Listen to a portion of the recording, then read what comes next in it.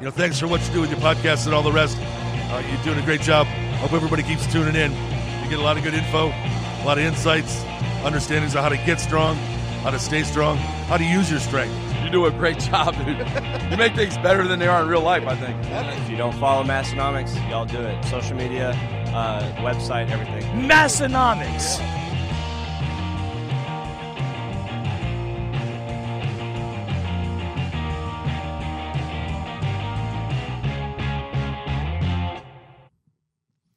Wow. Welcome back, everyone. Episode 445 of the Massenomics Podcast. The Massenomics Podcast. Listened millions of times. Listened and viewed millions of times all around the globe. Recorded right here from the corners of the Dakotas.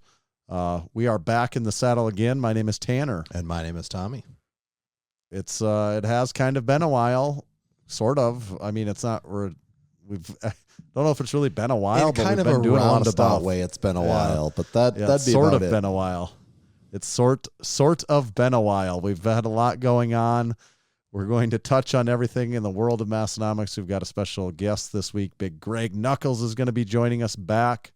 Return guest, last on almost 4 years ago, so he's back from the abyss to join us again. But first, I want to tell everyone about Build Fast Formula supplements. You can check them out at buildfastformula.com. We have a discount code there. It saves you 10% on anything you order. Every order, that discount code is Massenomics. You can order their pre-workout supplements. We enjoy those. You can order their protein powder. We enjoy those, 80-20 protein. Take that every day. And then they have their caffeinated pre-workout, their non-caffeinated pre-workout. They've got the Vaso Bliss, the Full Blitz. Check it all out. Buildfastformula.com. Tanner, we have reports in the Discord. Is your audio super quiet right now? It is for me. My audio is super... What do you mean? I can barely hear you. Oh, well, I can hear me just fine, so... What would I adjust? Is your number one volume slider on that that bolded bar? It was like half of a bar below that, so now it is on that bar. Go like a bar, 1 bar above it. Okay. Now it is 1 bar above. Oh, we are in business. Okay. I just had to look at my perspective. Yeah, now it's about 1 bar above normal. Yeah, that's good right there. I'm usually a touch above normal too. So okay. Now can you hear me the fine? show can get going. Did you still catch the stuff about Build Fast Formula supplements? You know what? We better read it like 3 more times just in case anyone else missed it. Buildfastformula.com, Massenomics discount code 10%. Check them out. This episode is also brought to you by Texas Power Bars. I'm just checking here because it was not long ago they were having a scratch and dent sale. Did you catch that, Tanner? There was some big savings, wasn't there? Yeah, let's see. They still do have it going on right now. By the time you're hearing this, it might be getting a little late, but right now, if you go on their website and go to the Blem Bars category in the top navigation, they have some major savings taking place on various bars in the Texas Power Bar lineup. I mean, I'm seeing things like a blemished deadlift Cerakote bar for $365. That's almost $100 off. If you want to be exact, it's $84 off. You can also save on the Cerakote version of the original Texas Power Bar. And they have some squat bars in there. Even the 29 millimeter Texas Power Bar is in there for $310. That's the Cerakote option. Actually, the regular one's in there for $265. So some pretty significant savings, anywhere from $60 up to $85. So you can take advantage of that if you head on over to TexasPowerBars.com, click the Blem Bars button, and let your wallet go wild. Thank you, Texas Power Bars. For anyone that's been living under a rock for the last week, Tommy and I did a big trip to North and South Carolina, and we did all of the things. We did 1 million things while we were there. We saw all of the people and did all of the possible things. It was a jam-packed trip where we did as much as humanly possible in, let's see, would that have been about a 72-hour span? Or is that... I don't even know if it was that all day long. Thursday, all day Friday, all day Saturday. I mean, yeah, kind of, yeah. So it's more like a 48 plus 12. It was more like a 60-hour span, I would call it. And we were if we were not sleeping, we were doing something directly related to all of those items. Content. And we weren't sleeping all that much. No, not at all. We jam-packed a lot in.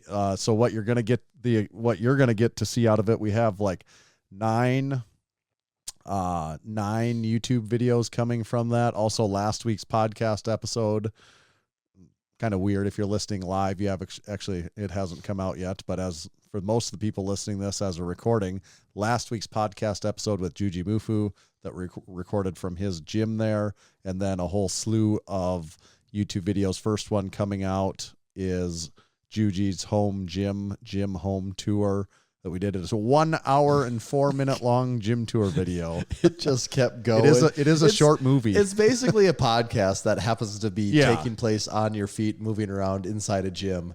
And when we recorded that, we're like, the last few gym tour videos we've done have been about 30 minutes long. I don't know, could this go 40 or 45? And the 30-minute mark hit, and I'm looking at the camera and like, oh, we're just getting started. And 40, 45, 50. We hit the hour mark, and I think it actually is like an hour and 3 minutes. And I remember even at the hour mark, I'm like, I think we're getting done, but who knows? Maybe this will keep going. Yeah, and it was about an hour 3 where it finally shut her down. Yeah, I think if you're a fan of course, Massenomics, you'll enjoy it. If you're a fan of Jujimufu, you get some more in-depth stuff that you haven't seen from him anywhere else, and more where we're leading the show and he's following along rather than him leading the show, as is more typical for his YouTube channel, I think. So a little bit different perspective on the Jujimufu experience, I think. So make sure you're subscribing to our YouTube channel because we got a ton of stuff coming out. And this is maybe like the second trip sort of like this that we've done. We've done a lot of expo trips and going to the Arnold, doing our crew falls, that sort of thing. Last year we did the big trip where we went to see Dr. Mike and Dave Tate and did Table Talk all in one. And this is kind of like version 2.0 of that. It's like, and our thing was, what did can we take learn what from we learned that? from that one? Yes. Yeah. And like do even more. And crank it up to 11. Yeah. And so this is kind of our test. So we'll see how it goes, because if it goes well, if it's well received, if it, the content performs, we've got other trips on our mind that we could kind of do similar to this, I think, right? Yeah. I mean, we've identified several regions across the country that we could do the same formula. If nobody gives a shit, and it's not I worth guess it, we'll it's just like, save our the trip time and isn't money. Yeah, the trip wouldn't be worth it. But I'm fingers crossed people do enjoy it, because it was a lot of fun. It was a blast. Man, I guess all the people on our trip, we got to tour Freedom Fitness Equipment, his facility there in Charlotte. We did that on about 30 minutes notice. Legitimately, I messaged him and said, "Hey, we got extra time. We lucked out. We do have extra time. We could be there in 30 minutes." And he's like, "Yep, come on over." Yeah, so we got that squeezed in. That was one that before we even left, you said, I was talking to Ashton. We could swing by his place if we find time. And to me, that's like, oh yeah, like we'll see what happens over the next couple days. Like, not like we'll get off the airplane and that's the very first thing we'll do is message him. And that was what happened, because we're like, oh, we do actually have like 3 hours. And I mean, we were literally, I was riding on one of those little people movers in the airport, texting him as we were walking to get our rental car, and just like, can this be our first stop? And it worked out. Yeah. And he just said, I'm ready to go, which we're like, all right, we're getting right into this thing here. Yep. So we got the one video from there, and from there, when we finished up, we immediately went to Jen Thompson's house, and we trained with her, did bench tips with her.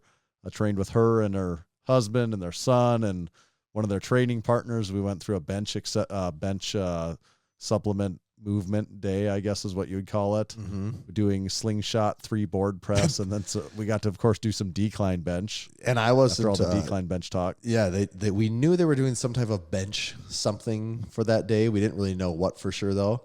And when they got there and like, yeah, we're doing slingshot 3 board benching. I'm like, I don't do any of those things. So yeah, let's combine them all together and see how this goes. And it was a lot of fun. I mean, if you're going to do some weird, crazy bench variation, that's the place to do it at, right? It was. And we did get to do the gym tour there, and they really pack a lot of stuff into that. It is not that big of a gym, but it is jam packed. Like every inch is utilized with equipment in there. Yeah, I don't know. Because it's kind of a room they converted. Would you call that like? Is that about a 1-car garage if you had to classify it square footage wise?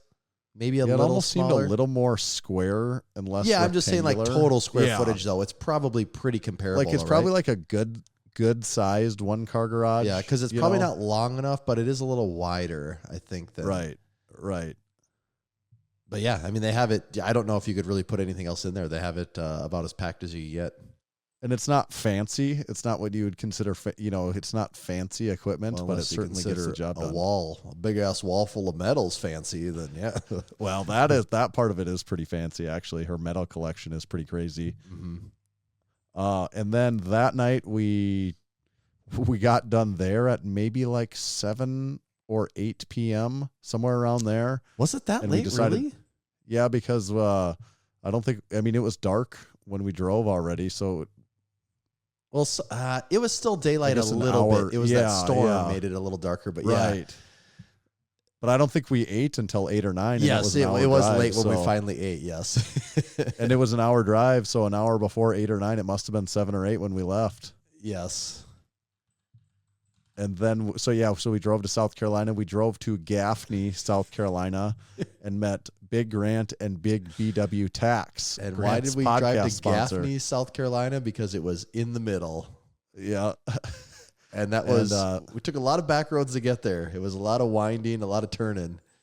Yes, it was. And a lot of raining. It rained, we did get, this all did coincide with a hurricane I don't think we were in the midst of the hurricane per se, but it was raining the entire time. Yeah. Okay. Did you know how serious this Friday. actually is? What was going on though? With the hurricane? Yeah. Like in the Carolinas, actually. Yeah. Like some of it's pretty bad. Yeah. Like I was seeing the thing today. It said like 150 people have died or something so far in the Carolinas, I think.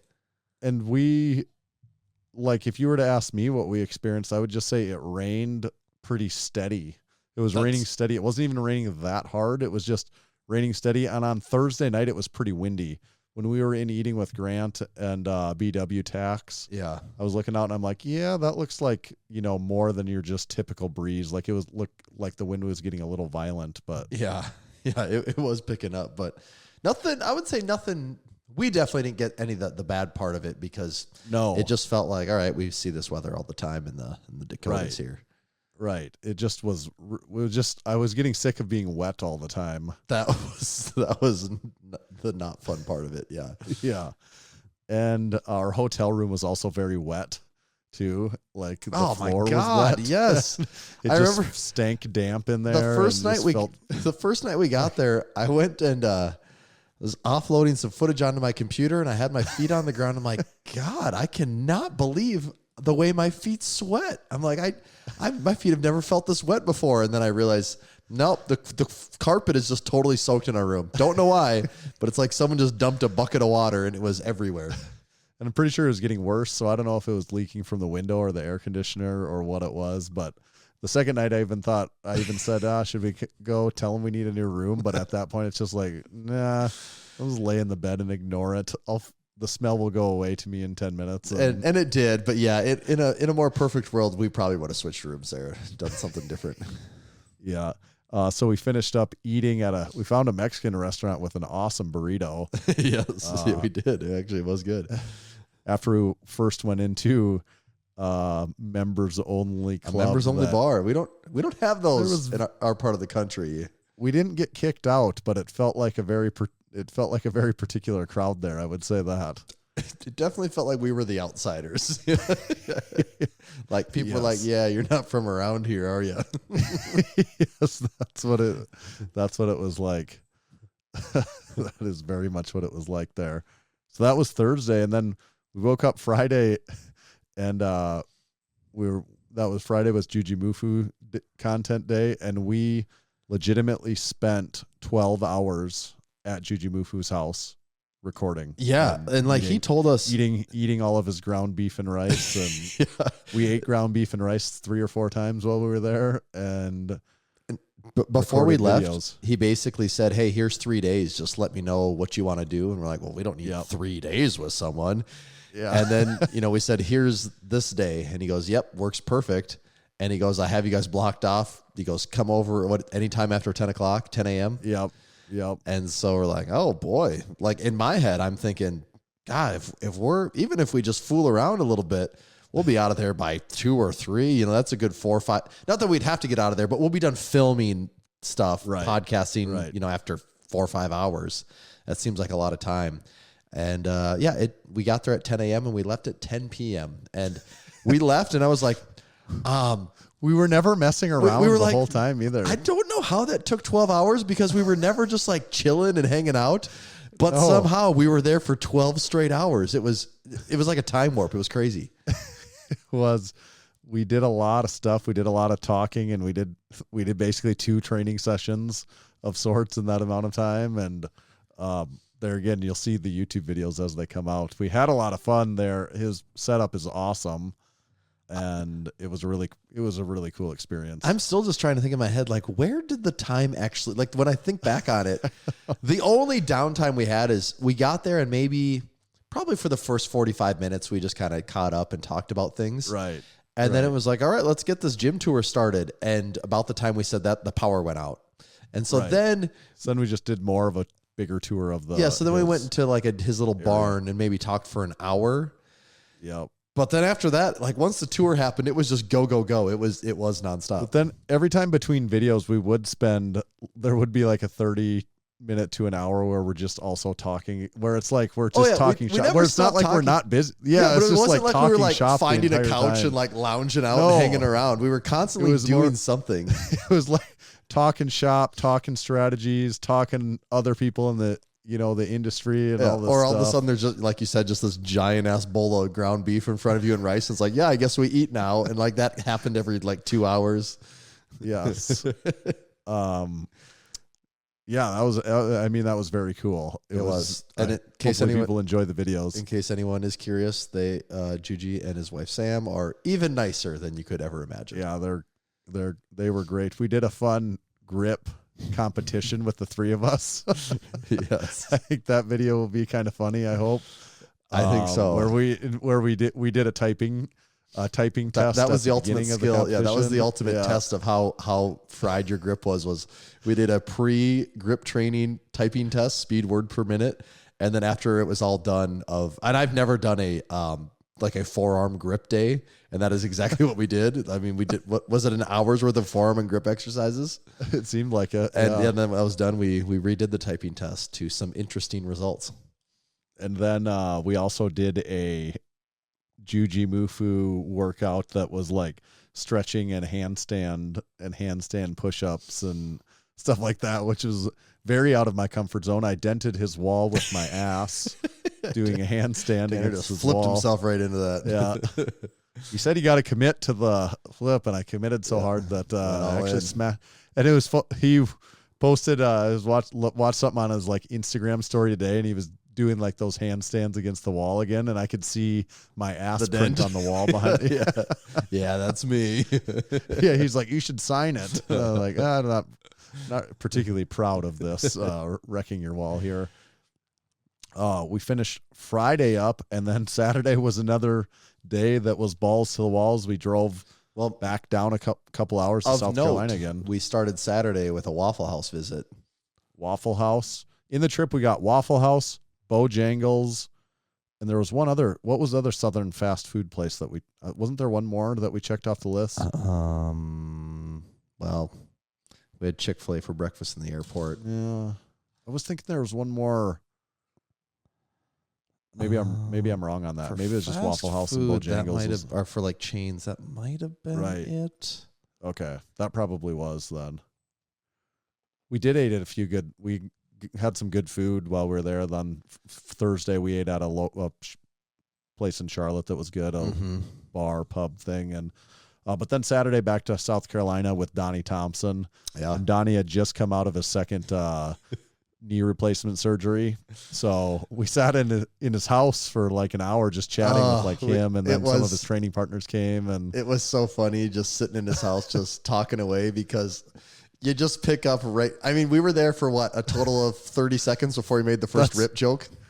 Yes, and I mean it literally is just like the online stuff only in person. But what's so funny about it is when was the last time we talked to Donnie in person? At the Arnold in like 2017, maybe? Something like that, yeah. And we just popped in there. I'm like, of course we've known each other forever. We've been talking to each other for years on end now. And it's like, no, this is actually really only the second time we've talked to you, but it does not feel that way one bit. Donnie too. Yeah. If you would have been a fly on the wall listening to Donnie, that's just what it was like for him. He's just like going right into it. And I'm just thinking if my wife or anyone I know was with us, they'd be like, oh, you guys must have been buddies a really long time. Yeah. It's like, well, kind of, but also we're not like talking on the phone either. And it never missed a beat, which was, I mean, we were talking football, we were talking training, we were getting the backstory on everything. It was who was there then? Speedy and Kenny. Yes.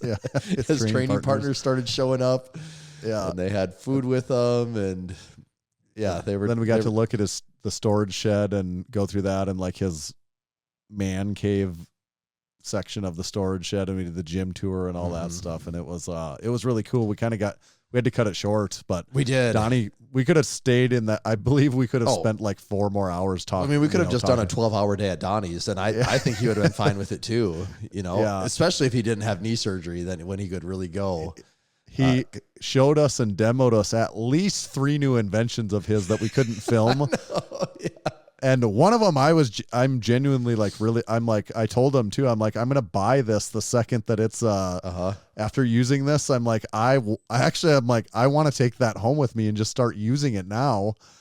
So it'll be fun to see, those things materialize too. And of course we got to take Legosaurus for a spin, which was, first time. I mean, if you're into this, lifting equipment game and you come across Legosaurus, I mean, that's a bucket list item to be able to do that, right?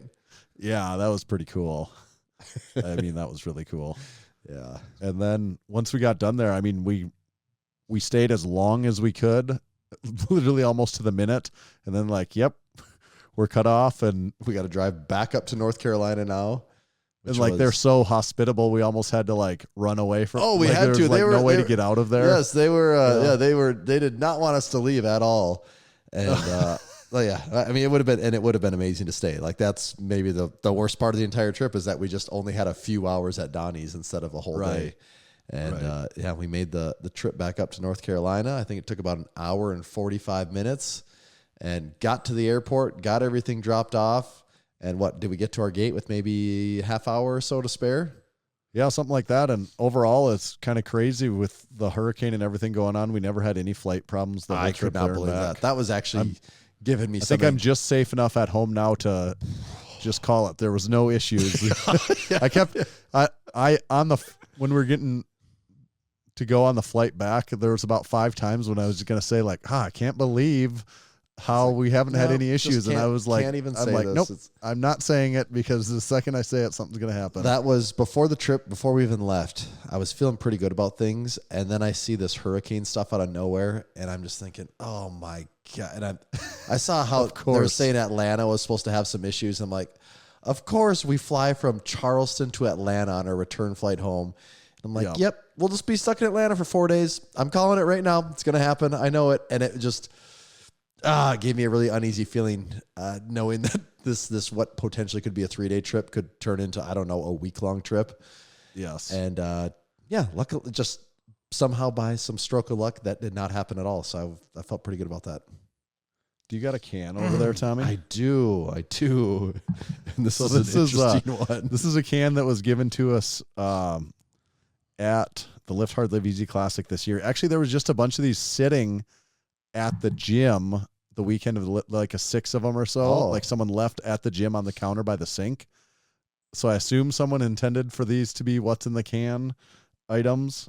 I have not had one. Okay, so you don't actually know who this came from. I'm not sure. I'm guessing we'll find out from a listener here. It's not expired or this is like that vegetable grade can, when it's like a really heavy duty can. This doesn't say to shake anywhere, does it? That's actually good. I don't see shake. So what this is? No, it does. Yep. On the bottom, chill and shake well for better flavor. Above the barcode, it says it. take your word for it. Glad you said they that make because really I would hate to ruin my experience here. They make that because this just felt like something that you might want to shake. The can is the one that you can hardly dent because it's so thick. Right. And what this is Aqua de Coco, coconut water with pulp. And the brand is what? Goya? Goya. Got them beans like Goya. So should we crack into this thing? Yeah. Do you know exactly what it is that we're having here? Like, I'm not exactly sure what coconut water is. Well, actually, if you flipped it to the other side, you read the Spanish side, Tanner. Flipped to the other side, coconut water with pulp. Right. I did just cut my fingernails, and this thing is so hard to get open. Here we go. Number one ingredient is young coconut juice. Not that old stuff. No. Wow. Wow. That's just so not a flavor that I enjoy. I don't really like coconut flavoring to begin with. God. That is not That is not. That somehow makes me thirstier. I actually prepared for this thinking I wouldn't like this, and I brought a glass of water. Now I'm really glad I brought that glass of water. I feel like I got to go back for just one more time, though, because I wish I would have brought a glass of water. Feels like if I take another drink, I'm going to be even thirstier. Oh, God. It's like so dense on my tongue. It's and it just lingers around. You can't shake it. Do you have to let it linger? And then it kind of has like this milky heaviness to it. No, it has actual. When they say pulp, I guess that means chunks. I'm not a coconut guy either, though. About the only thing coconut I'll ever even voluntarily take would be like a coconut shrimp. I'm wondering how many sugars it has in it. What All the of sugar them. is. Let's see. Total added sugars. Total sugars per can is 39 grams. What? Oh, I see it. No, that's total carbs. It's weird how the way they have it down lower. Total added sugars is 26 grams. Okay. Which is still not how I'd want to use 26 grams of sugar. No. No, it's not. Boy, if I had to rate that thing, God, if you're into coconut, I can see how you could like that. But for me, that's like one territory. One? Is this as bad as Protocol? Wasn't that a Protocol? zero, though? Wasn't that one a zero? Right? I think it might have been a 1. Was it? Oh, well, if that's a 1, then this is a 1.5. I don't know. I might actually take a Protocol over this, to be honest. At least I'll get a buzz going. Yeah, I'm going to give this a 1.5. Okay, that's pretty fair. I really was not expecting to give out that low of a score on anything tonight. Yeah, that's rough. Supporting our supporting members. It's a relatively new segment of the podcast that we do. Been doing it for a little while. It's a pretty regular segment, I guess, at this point, but still relatively new, where we give back to the supporting members that support us. We like to shout them out. So each week we make a little list of cool things we see supporting members doing, and then we shout them out on the podcast. It's just one of the many cool perks you can get by being a supporting member. If you want to find out more about being a supporting member, you just go to Massenomics.com/join. That's where you can join up. We have several membership options, several levels. There's something for any budget at all, as long as your budget is not $0. Anything greater than 0, you'll probably find a budget that works perfect for you. You get things like access to our exclusive online Discord community. It's the only way you can get in our Discord community. Discount code only for supporting members. Whole bunch of other stuff. So this week, Dan Eager, he competed in strongman competition, getting second overall, and hit a 320-pound log in the comp for a big PR for him. Well done, Big Dan.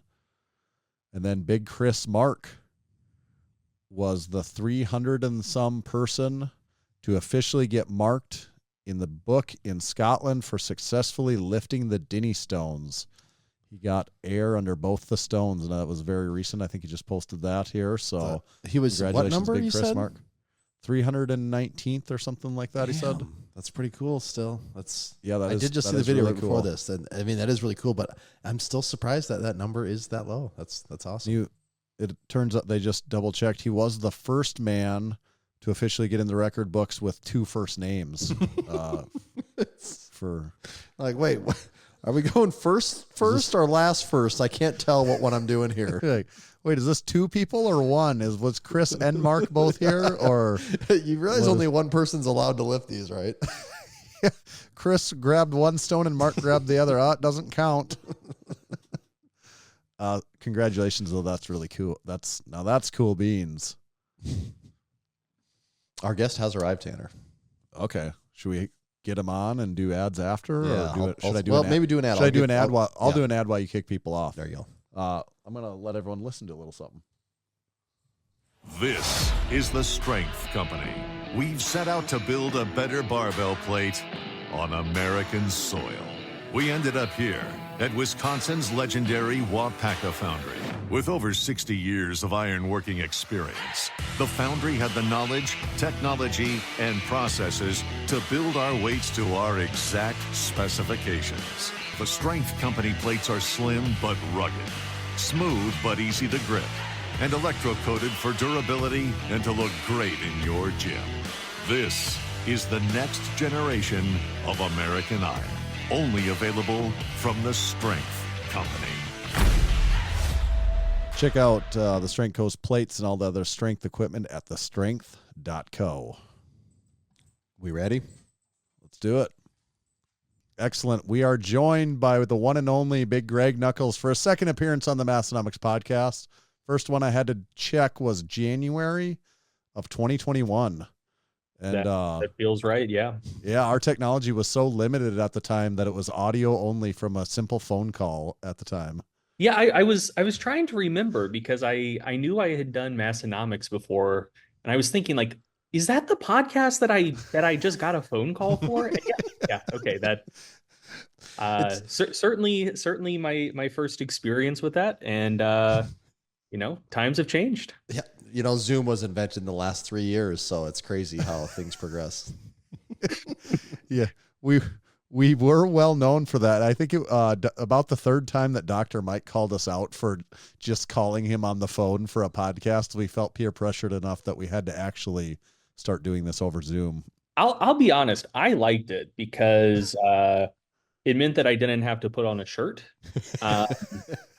But I can be a bit more professional. Well, there's a lot of viewers that wouldn't mind if you still didn't have a shirt on. So, it's fine. We don't have strict policies here. Yeah, it's not no that kind of rules. show. Yeah. No, my torso currently looks very, very strange. When we were trying to schedule this, I think I told you guys, I had an emergency appendectomy a few weeks back, so I have like very weird like shaved stuff from where they needed to sanitize everything and whatnot. So I look like a fool with my shirt off currently. Is it like the 40-year-old version look like you kind of did a half wax thing and you called it quits? Kind of. It more so looks like my torso has a really sick Fu Manchu mustache. That's cool too. Yeah. So it was a surprise appendectomy. So you woke up probably not planning on having your appendix removed the day that you did have your appendix removed. Yeah, I woke up just thinking I was like really gassy.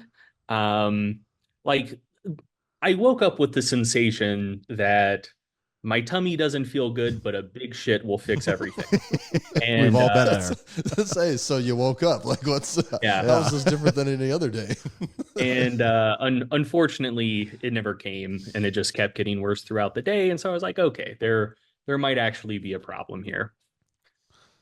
Yeah. So how's the recovery? Extremely chill. I always assumed abdominal surgery would be a big deal. That just sounds like something that should be serious, but like it hadn't perforated or ruptured. So it was like they were able to just do a laparoscopic surgery. So Okay. it was basically just like three three just like little puncture holes essentially. And I had never really stopped to consider it before, but like like like so basically they were like little stab wounds, and like a stab wound that doesn't have complications like hitting a bone, hitting an artery, hitting a nerve, anything like that, um isn't that dissimilar to just like a muscle strain with a scratch on top of it? Because they're going through, they're disrupting a group of muscle fibers, much more so than just kind of like a grade 1 strain, like more than just like regular muscle damage. But like a grade 2 strain, you're getting like full separation of fibers. And so like it just felt like I had really bad like abdominal DOMs for a few days. Like, but I've had worse abdominal DOMs before. Like if I haven't done much ab training in a while and I like really, really hit rollouts hard. I was just going to say, it's like the first time you do rollouts when you haven't been doing rollouts for a while. Yes. It was seriously less uncomfortable than doing rollouts for the first time in a long time. And I was like, oh, yeah, I thought this would be a big deal, but it simply wasn't. Took Tylenol for a couple days and that was that. Couple things. First of all, isn't it just funny how everyone knows that feeling of you haven't done rollouts for a long time and then you do rollouts and you're like, oh my God, my abdomen is ripping in half. Everyone's experienced it. They really are one of the most under-discussed, truly evil exercises. Like, people talk about how miserable high rep squats can be, and like they're rough. But yeah, if you've never done rollouts before, the first time you do them, they will fuck you up. And for like days. And more people need to be talking about this. Yeah. Tommy, weren't you just mentioning you had implemented those again? That was me like 4 or 5 months ago. I actually thought that I had like done serious damage to my abdominal wall. I'm like, this can't actually hurt for 6 straight days. But yeah, it actually can. And it doesn't take very many weeks of staying consistent though for that to, I mean, and then it's like, am I doing this right? It doesn't hurt anymore. What's happening? But yeah, you adapt to that pretty quickly. Yeah. My other thing, if this would have been a West Side Barbell story, your appendectomy, you would have came that day after surgery and they would have used knee wraps to tie you to the bench and forced you to do max effort press day. They would have beat your abdomen into submission. And then yeah, I didn't want to take any risks on that because I'm like, your appendix is coming off of your large intestine. Like if the surgical sutures they put in there, like if they rupture, like you get poo poo all in your abdominal cavity. And the laparoscopic surgery, no big deal. I hear sepsis is a much bigger deal though. So that is a risk that I wasn't willing to take.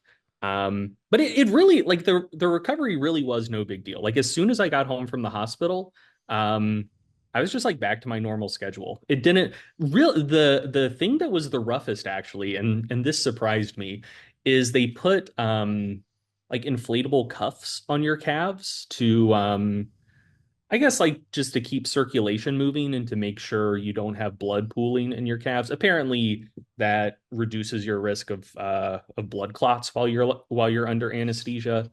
And like I was out for this, so I don't actually know how hard they inflated them, but it felt like they inflated them really fucking hard because my calves were so much sore than my abdomen was. Like I was walking around like I was half crippled, and my wife was like, "Is like you're walking a little funny? Like, is the pain bad? Like, is it still the anesthesia?" I'm like, "No, like it's just my calves. They're fucking sore." That was truly the worst part of the entire process. I can believe it. Yeah, I can't remember. Are you in the Carolinas? Yes.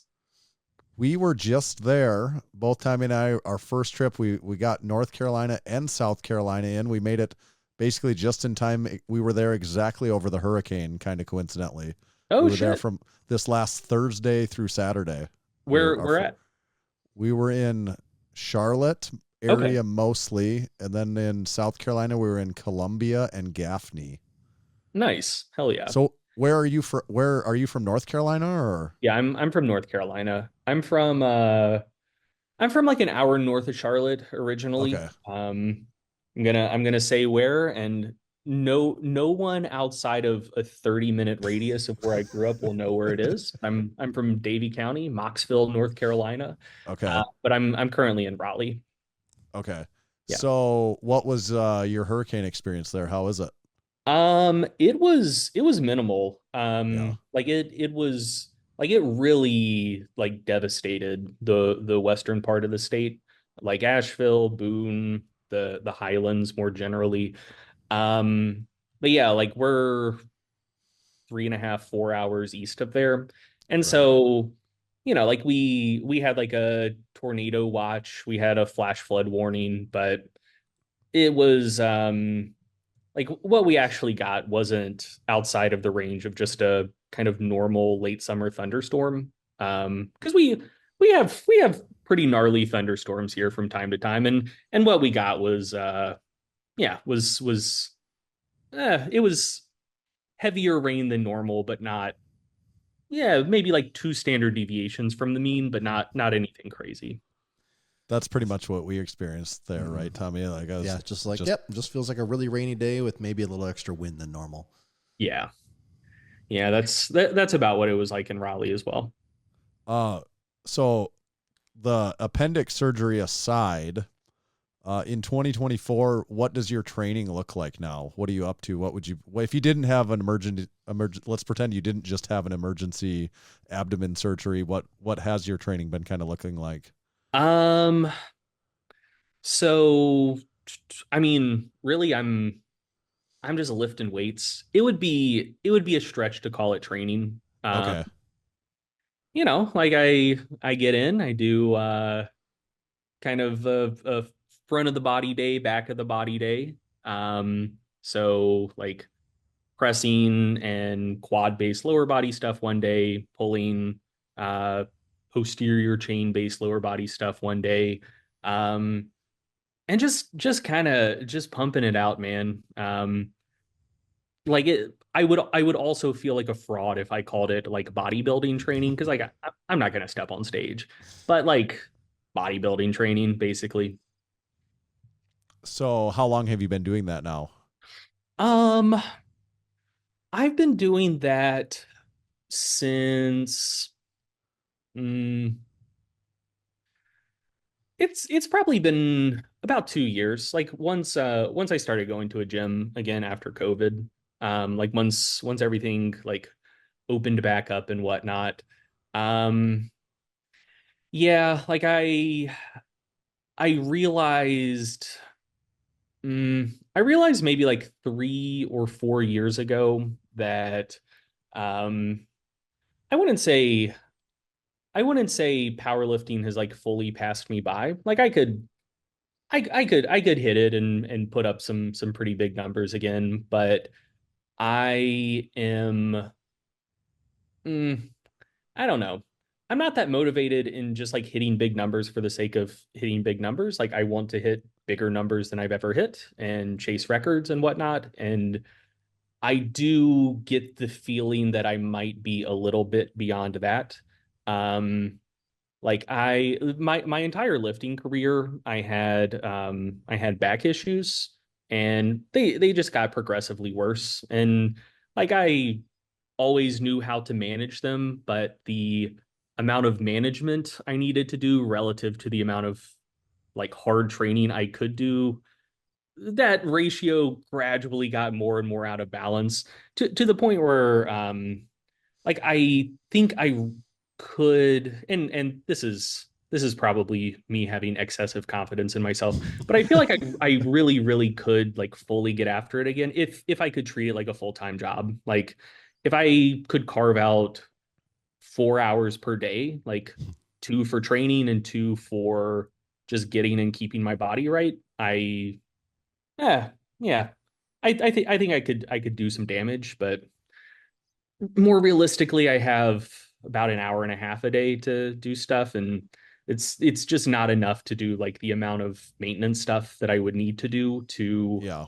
allow me to train as much and as heavy as I would need to. So, I did what I think is probably the right move for just kind of health and longevity, I guess. Yeah. That feels like way too honest and realistic of an assessment. I think you're supposed to go until the wheels literally fall off, and like until there's no hope of doing anything ever again. Yeah. I mean, that's what I always told myself I was going to do, honestly. Like I'll tell you what got me. So like if I wasn't staying on top of my prehab work and stretching and rolling and all of that stuff, like I would sometimes like irritate my back pretty bad, like squatting or deadlifting heavy, more often deadlifting. And every time that happened, I could look back on it and like even in the moment know like, I'm doing something stupid. Like it doesn't feel quite right. Today should be an easier day, but like, fuck it. I just want to lift something heavy. And then Yeah. I heard it. I'm like, God damn it. Like I knew that.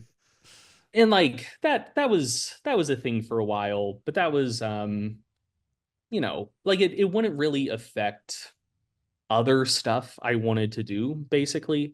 And the thing that finally made me stop and reevaluate is like I really love lifting, but also like I grew up playing sports and I like being able to get out and play some pickup ball, or like if I'm with friends and people want to play soccer, like get a game of soccer in, you know? And do you play some pickup basketball? I play pickup basketball twice a week. Fuck It's yeah, one of my dude. favorite hobbies, Yeah, actually. it's my favorite thing to do. Like Pickup basketball is a great sport to play in a pickup setting, honestly. Like, and there's just enough physicality to it that you get that element, but also like a lot of cardiovascular training at the same time.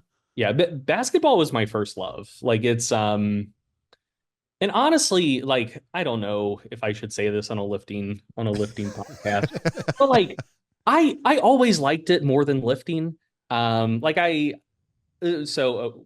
get back to that in a second. But yeah, so what finally made me realize like I probably need to just take it a little bit easier on the lifting was when I started like irritating my back, just like landing funny when going up for like rebounds or layups or whatever. It's like, like at this point, it's not that my back is in a place where sometimes I irritate it deadlifting 700. Now it's like sometimes I irritate it by like landing weird when I get a rebound. And at that point, I'm like, okay, like it's either like I felt like I either needed to give up powerlifting or basketball.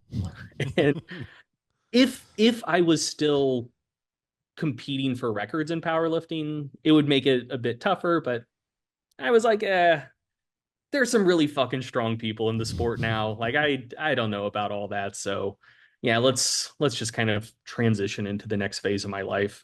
But yeah, like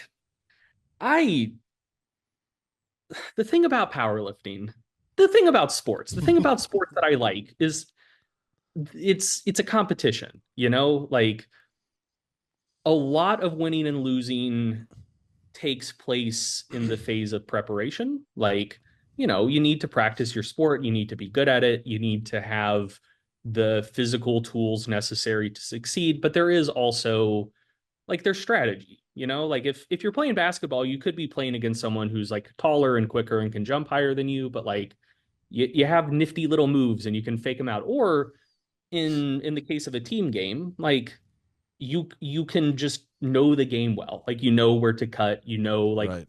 when to hit someone, you know when to set a screen. Like there's a lot of other ways to be good. And also like yeah, like it's a competition. Like there's two people could be similarly skilled, but one of them just wants it more. Like they're putting more effort into it.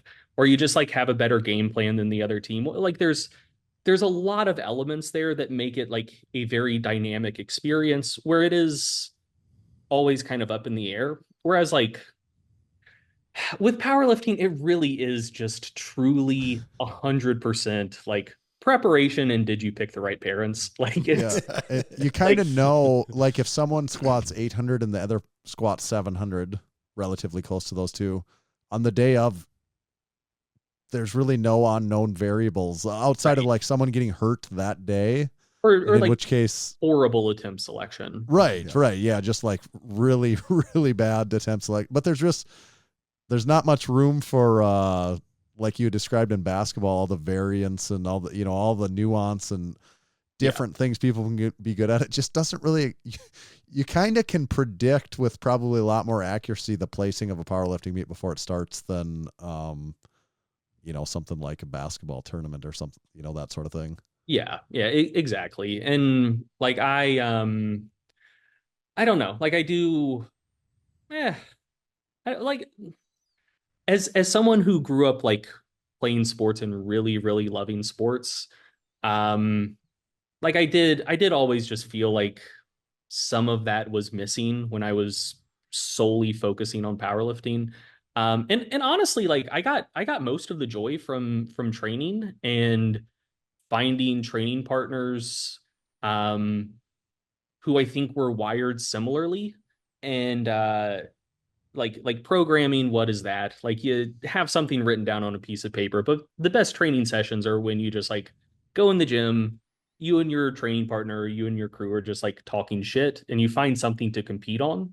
Um, and it's not necessarily just like who can hit the biggest number because that is like a little predetermined beforehand. But it could just be like, hey, we're gonna do sets of 5 with a weight that all of us could do sets of 10 with, and we're not gonna rest, and we're gonna go until someone gives up. Like Yeah. stuff like that. Like just ways to keep it fun. Like I always found that way more engaging than like showing up to a powerlifting meet and knowing like, if I have a bad day, I'm going to total 1780. If I have a good day, I'm going to total 1900. And it's like, well, I know who else is showing up at the meet, and I'm either going to win or get second. Like there's, like the variance there is smaller, and it's like once you're showing up at the meet, like a lot of shit's predetermined already, and it's not that competitive. Like it can be. It can be like on very rare occasions you'll have two people who are very evenly matched, and it might just come down to like who really wants it more on the final deadlift, but that's extremely uncommon. Like that's not the way meets go most of the time. And so yeah, like I've always had a love of just being able to play sports, and once the back issues started impinging on all of that, I was like, it might be time to pull back a bit, Yeah, that's totally understandable. Totally fair. Makes sense. Do you get the itch very often where do you just have that feeling for like a passing moment though, where you're like, oh, I'd really like to hit a heavy set of squats today, really do it. Does that come up, or are you kind of past that, even having the feeling very often? I do. I mean, yeah, so I can't have squats in my program, like because I can't stop myself, Right. basically. Because I do like bench press. That was another thing about powerlifting. I really just liked one lift. Like deadlifts can be fun, but like I never liked bench press. It's fucking boring. And if there are any bench specialists listening, I apologize. Different strokes for different folks. I'm not going to yuck your yum. I'm not saying it's objectively dumb or bad or whatever. I just never liked it. I always found it boring. Um, and like sometimes when you're having a really good deadlift day, it could be fun, but I never loved deadlift all that much, but I did like truly, truly love squatting, and still do.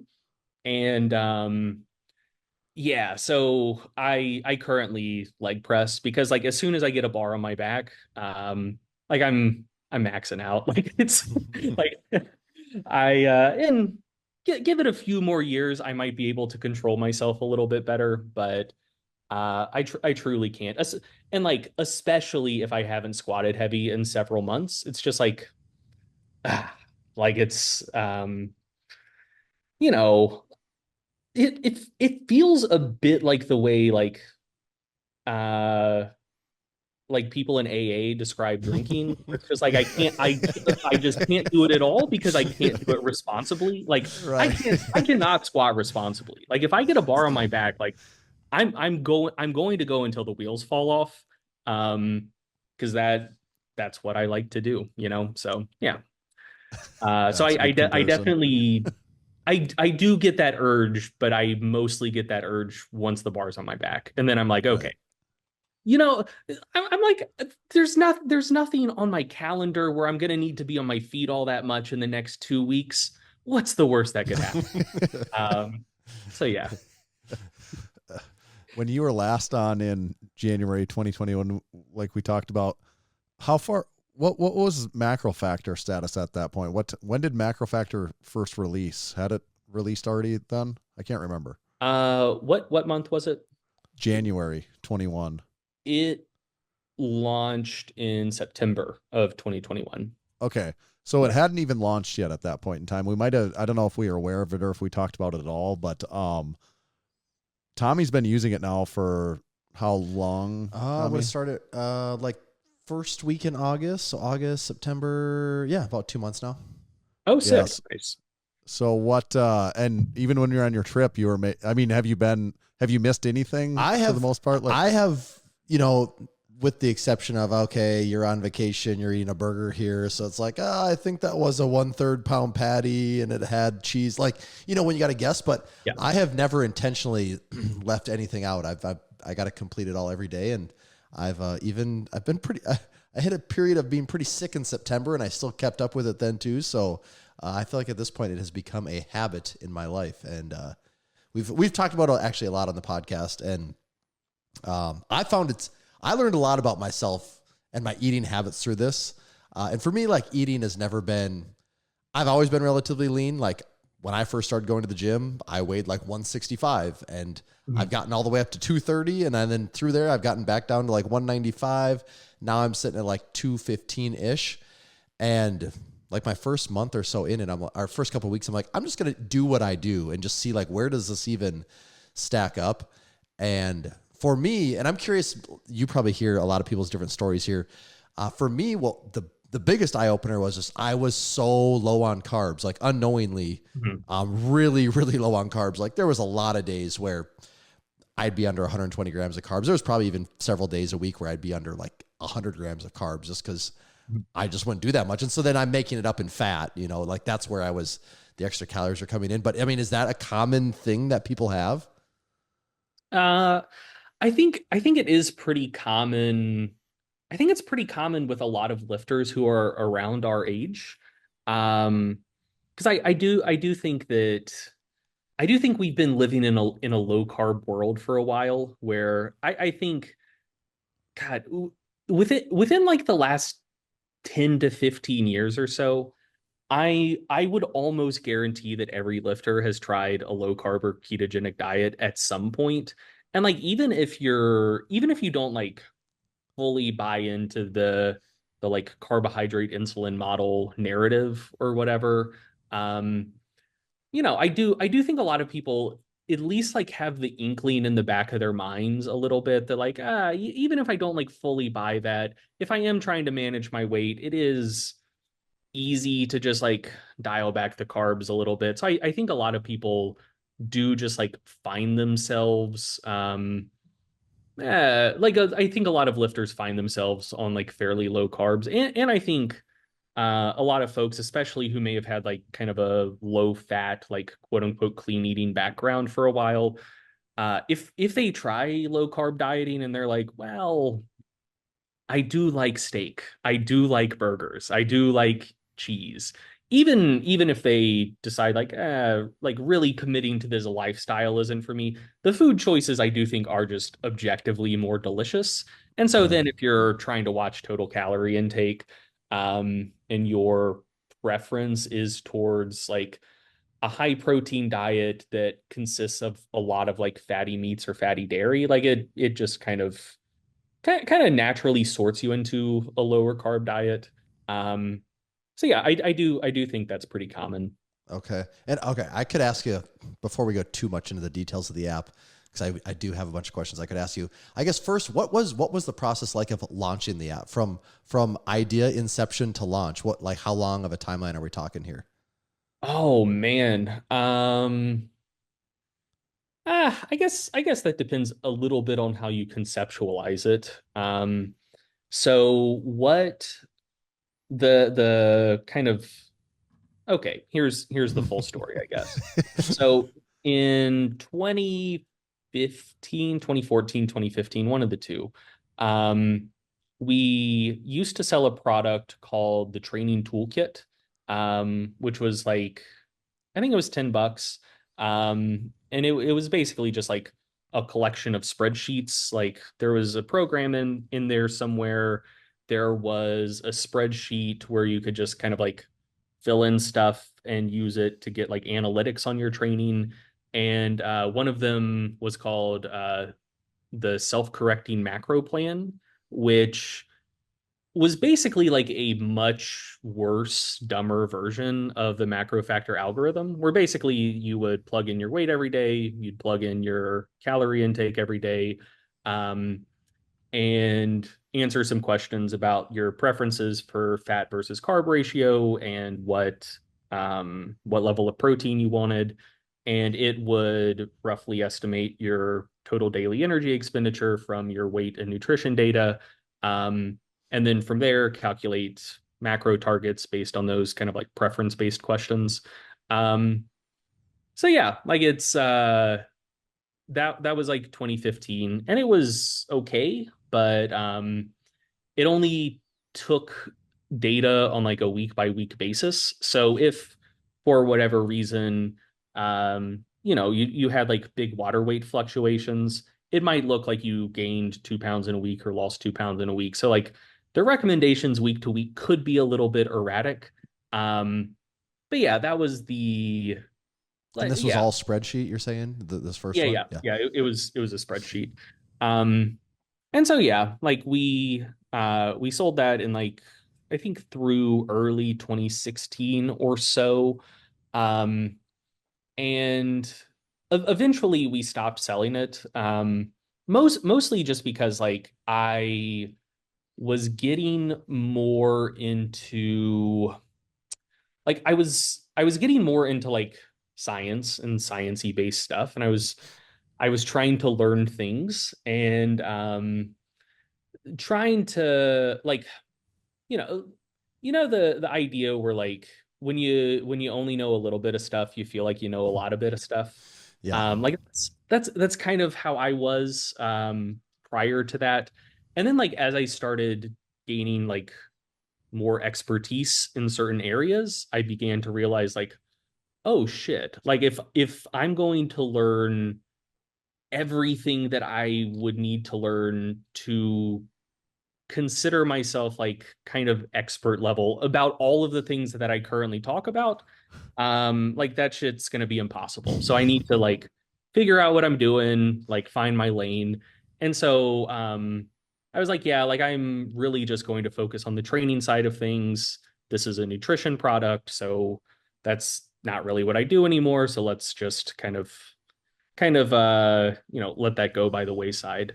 But Corey, one of the developers of the app, had been one of the people that bought the training toolkit back in the day, and he'd been using the self-correcting macro plan. And he was like a nutrition app power user. Like I think he had like over 2,000 consecutive days logged in various nutrition tracking apps. And like he was like, I want to make one of these. Like there's key areas where I think all of these could be improved upon. And if I think someone should do it, why don't I be the one to do it?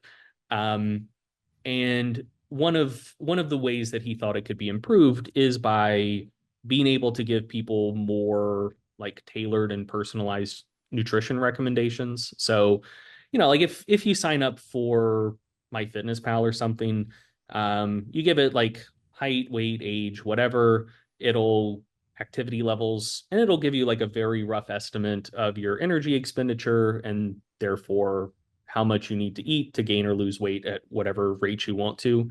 But like it's a rough estimate, and it's very likely to be considerably wrong for a lot of people a lot of the time. But if people are logging their weight and logging their nutrition, you can dial it in considerably better. So that was one of the things that he wanted, and one of the things inspiring that was the self-correcting macro plan that he'd been using. And so yeah, he hit me up and was just like, "Hey, I want to do this app. This seems like something you might be interested in as well. So why don't we go into business?" And I was like, okay, that sounds cool. But also, I'm not like an app person. I'm not a tech person. I have no technical background. So, and like he was far from the first person who'd approached me about something similar. Like plenty of people had reached out about like training apps in the past. And like I know that if I asked to see someone's CV, it wouldn't mean a goddamn thing to me, because you're going to have a computer science degree, you're going to have an employment history working for tech companies. You might be good, you might be terrible. I can't say like, let me see your GitHub account so I can look at your code. Right, The code's good, because like I don't know what the fuck good code looks like. Yeah. So what I had always told everyone is like, yeah, I'm interested. Like build an alpha, let me see it, and we can go from there.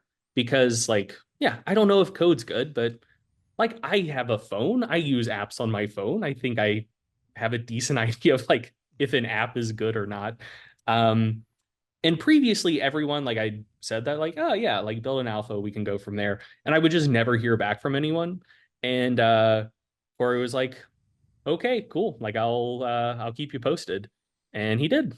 And maybe like 5 or 6 months later, he and our other developer, Rebecca, had whipped up an alpha, and we checked it out, and we're like, yeah, this is sick. Let's do this thing. So even the first version you saw, you were like, yeah, I can totally see the potential, like right off the bat.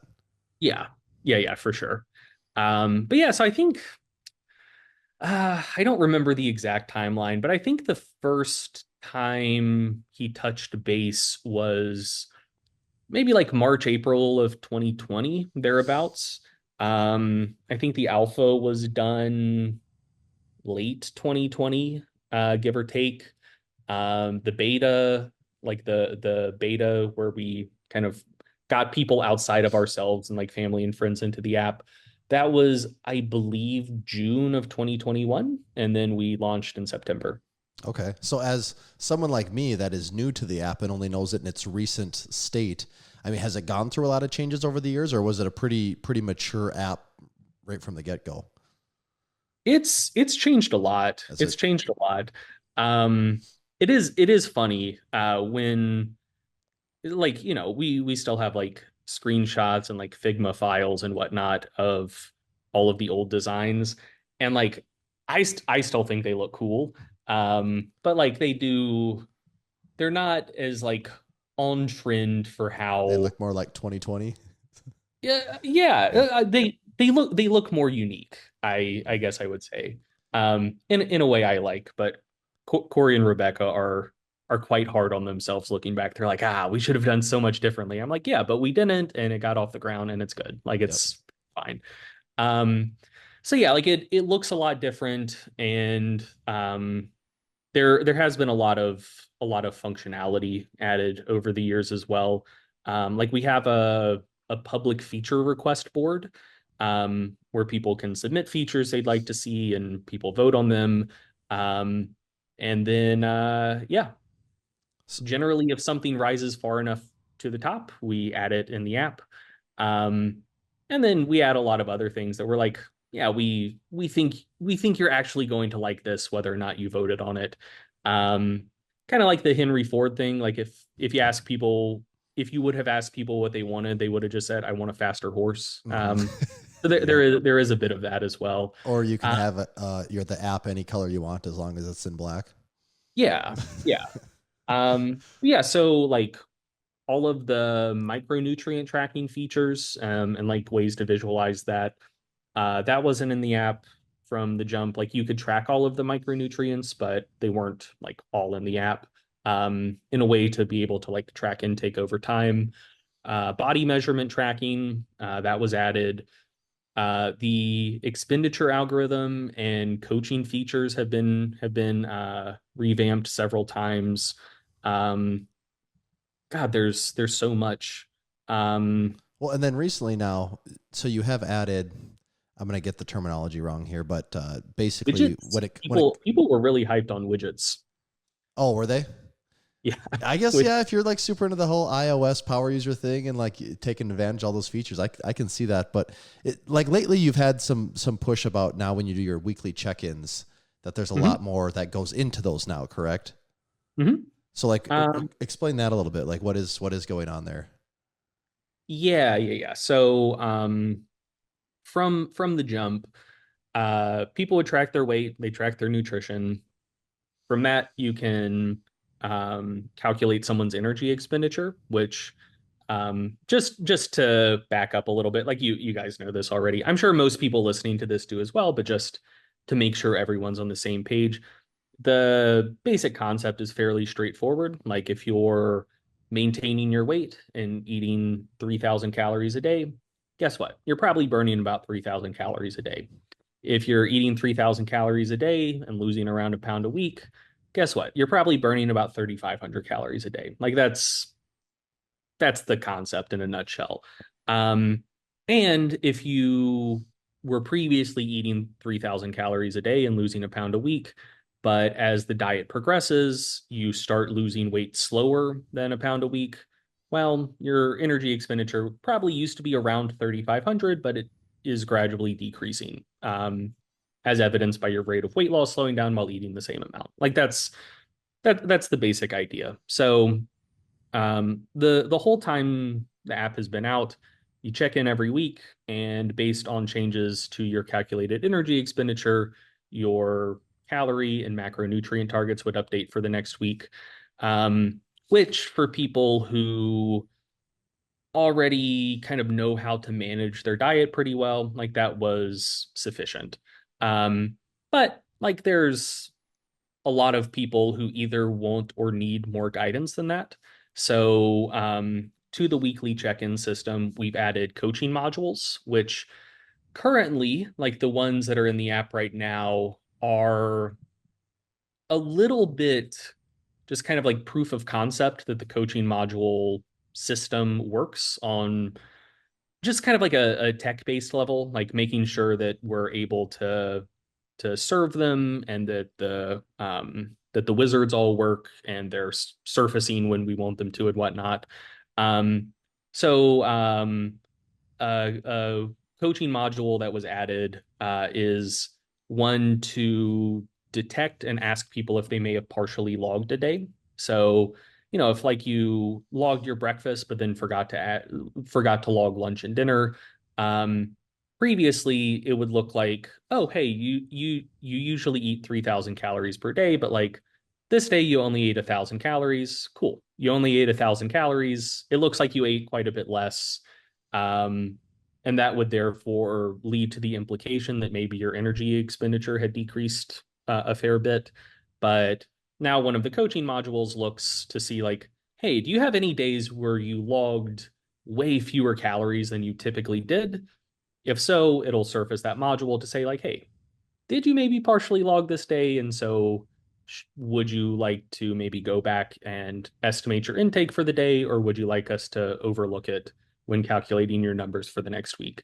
So yeah, like the early modules are kind of things along those lines, but the system itself is something that is powerful and flexible enough that we should be able to expand on it considerably. Where, for instance, if someone has been trying to lose weight for 3 or 4 months and their rate of weight loss has slowed down quite a bit and their calculated energy expenditure has dropped by quite a bit, and they're maybe not hitting their targets quite as well as they used to, that might suggest that they're experiencing quite a bit of diet fatigue or just kind of feeling burned out on cutting for so long. And so we might have a module that could ask like, hey, you want to maybe like reduce your target rate of weight loss to get some calories back, or would you maybe like to take a break from this weight loss phase for a week or two until you're feeling better? Like that's the directions that we see modules going in the future. So it'll be able to kind of offer more of the type of advice that you would expect to get from working with a coach or just like talking to a buddy who knows more about nutrition, instead of like just increasing or decreasing calorie targets week to week. Okay. And so is that, and I know you guys have that public, feature request. Modules also are obviously being a big addition. Is there any other, just 'cause I haven't looked at that list, is there any other like big feature requests or changes coming in the near future that you can talk about? Or Or is that under wraps? there's things I know, and there's things that the rest of the team is comfortable with us talking about publicly. And I'm not sure what sits at the middle of that Venn diagram. Yeah. I guess maybe the key thing for people to know is it is continually being developed. You guys aren't sitting around doing nothing here. You're always doing something, right? Correct. Yeah. You know what? I'll just pull up our annual report because that's at the end of, so we put out an annual report every year. The app just turned 3 a couple of weeks ago, and we published our annual report. And at the end, we say like, hey, here's the things we're going to be working on in the next year. So that stuff is public already. Okay, yeah. And so I can share that. But you can ask another question while I'm working on getting that. Here's another one. Better. In the world of the apps, the App Store, the Play Store, whatever, wherever you get your apps from. You guys are on Android too, aren't you? Yes. Okay. So wherever you get your apps from, if you go in, and I haven't done this, but I imagine if you typed in nutrition or diet or something, there's thousands and thousands of apps. Like it's like an unlimited world of anything out there. Has there been challenges marketing and getting yourself out there, or do you feel like you're enough in, I don't know, the powerlifting, performance, nutrition world that word of mouth worked for you, or was there other marketing avenues, or just how did you get the word out on the app? Yeah, so I can go back and answer the what's coming up question.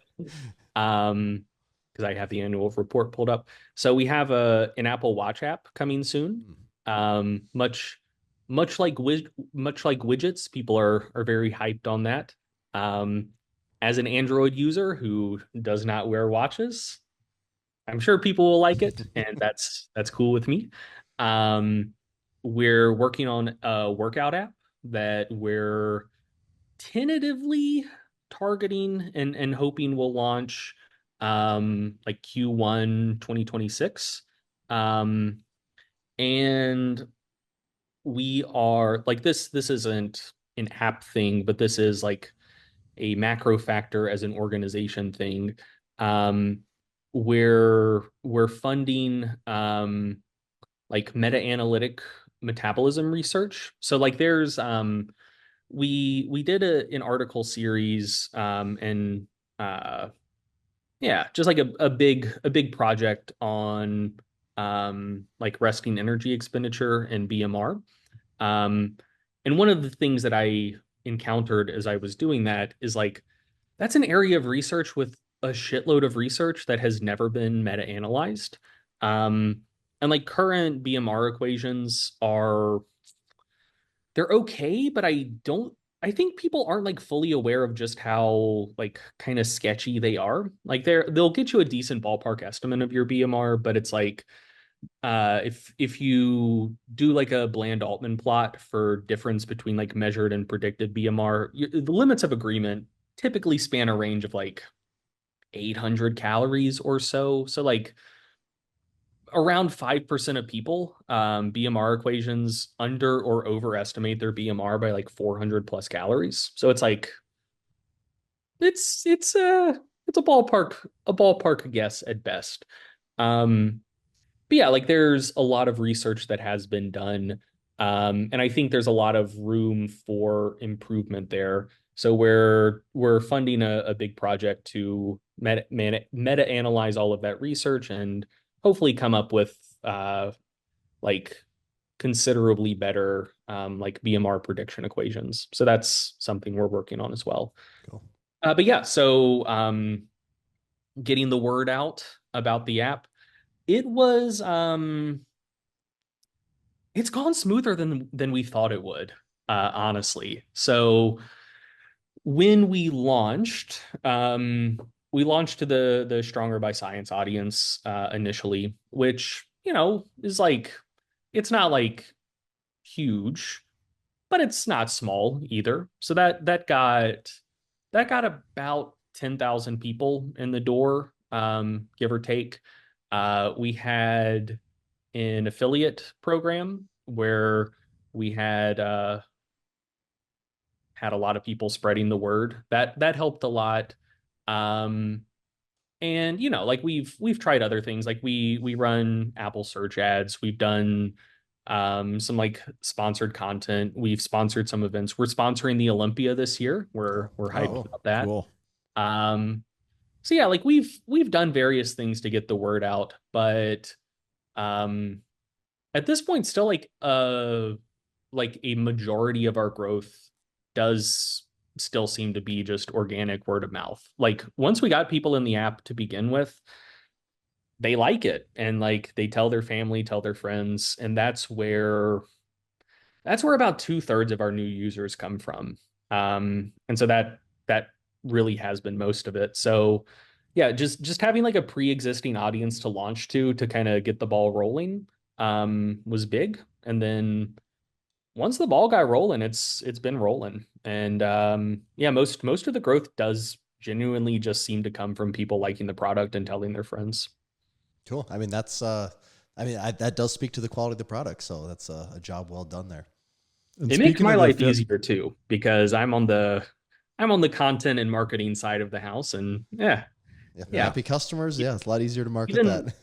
Even if I do a terrible job of selling the app, people still buy it. It can sell itself. And I would interject, you can use code Massenomics when you sign up. You'll get an additional time on your free trial at the beginning.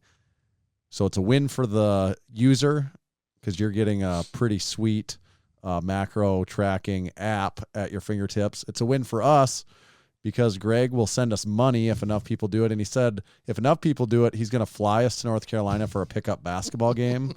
So everyone, please make sure to sign up, give it a try. And yeah, that's my pitch in the middle of it here. Truly, if you guys ever find yourself in Raleigh, we can put some shots up. There's a court like 4 houses down from me. Like it's like less than a quarter mile, like comfortable walking distance. It's a nice court. And yeah, we can do the damn thing.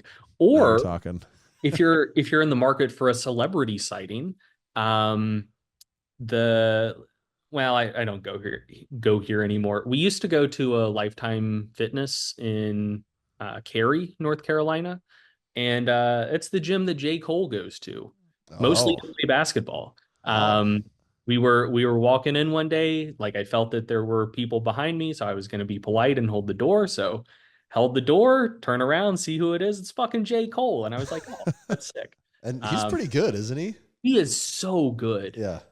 It's crazy. Yeah, like he I don't think he works out there. I think just like him and like his crew go and play in the basketball league that's hosted there, and they run that place. Like they're I don't remember what came of this, but during COVID when it like suspended his tour, I think J. Cole went and tried to play professionally in like Turkey or something. Oh, really? I think that's correct. That's what I was trying to think. There was something like that.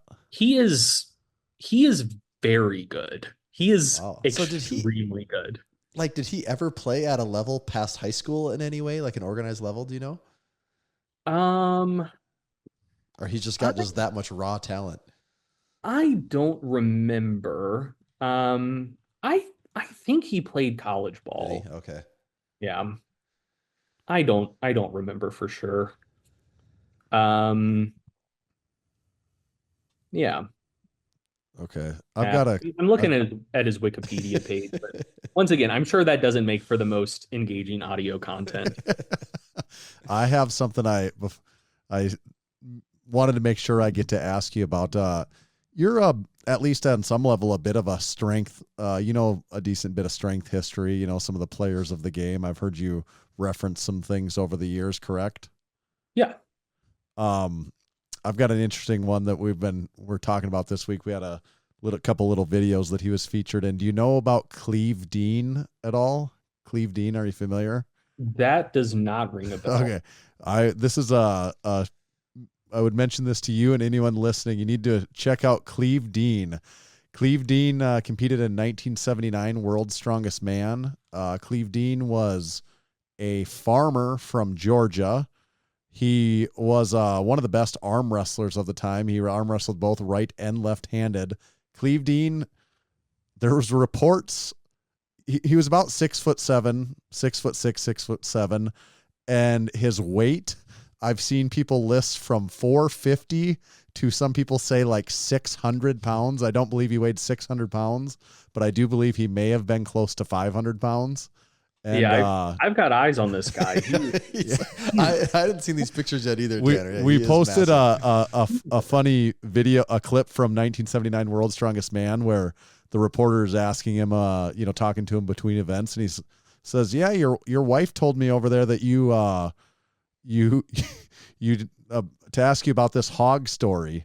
And he's like, and you can tell he's being very honest. He's not making anything up or embellishing. He's like, "Yeah, I've tackled 600-pound hogs before to get him down to the ground." And he's like, and the reporter goes, "Oh, you stopped him dead like that?" He's like, "Well, wouldn't say I stopped him dead. We wrestled around a little bit, but I got him." You can just tell he's telling the truth. That, it's just so apparent that this is real. That's amazing. Jeez. So Cleve Dean, I think, is what you would consider like the epitome of country strong, or like this guy was, granted, in 1979 World's Strongest Man isn't the specialized sport that it is now. Yeah. But still the fact that it didn't seem like maybe this guy was really strength training. Possibly he was. I don't know that. But, one of the strongest guys in the world just because of something about being what like he did 6'7", in his size. 500 pounds might give you an advantage there. Yes. Got the size. Yeah. That's so sick. Yeah, that guy's awesome. When we get off this call, I'm going to have to learn everything there is to know about him. I kind of figured if you didn't know, you would be, because I didn't know that much about him until just this week, and I'm like, this guy's very interesting. He did die relatively young, not surprisingly, that there's not a lot of 500-pound people that make it to 70 years old, but some interesting stuff. What reminded me, I don't know if we talked about this before, but Chad Wesley Smith was here visiting us it's been a couple years now. We were doing some training and talking some Juggernaut AI stuff. And you came up and he had mentioned some of your family tree, how there was just some people that I don't know if it was like uncles or what the story was. And Tommy, I don't know. I don't remember the specific stories. I don't remember the specifics of the stories, but he was just bringing up how you have some of these people that was just like, doing freakishly strong things. What will stand up to me is, and I got to just a little more context here, is I don't know why or how it came up. We were eating breakfast, and somehow Chad got to the point of, he's like, "You got to hear about Greg's family. It's the craziest thing ever." And I still don't know if it was, I think it was one of your uncles. And he was like, the numbers like Chad was throwing out kind of just seemed made up, but he was like so serious about it that I didn't think he was lying. So I'd love to hear the full story on this now. Oh, it's my mom's whole side of the family. Like, yeah, it's a shame that none of them ever got into strength sports, because they could have like severely fucked some shit up, I think. So the thing you need to know about me is, like genetics are a thing. You inherit things from your mom, you inherit things from your dad. And my dad, love him to death. Not the greatest strength specimen the world has ever seen. Like he decided he wanted to get into lifting and like get stronger when he was, I don't know, maybe 55 or so, like early to mid 50s. Like getting a little older. So it was like, I wanna lift, make sure I can like be strong and fit as as I'm like staring down my golden years.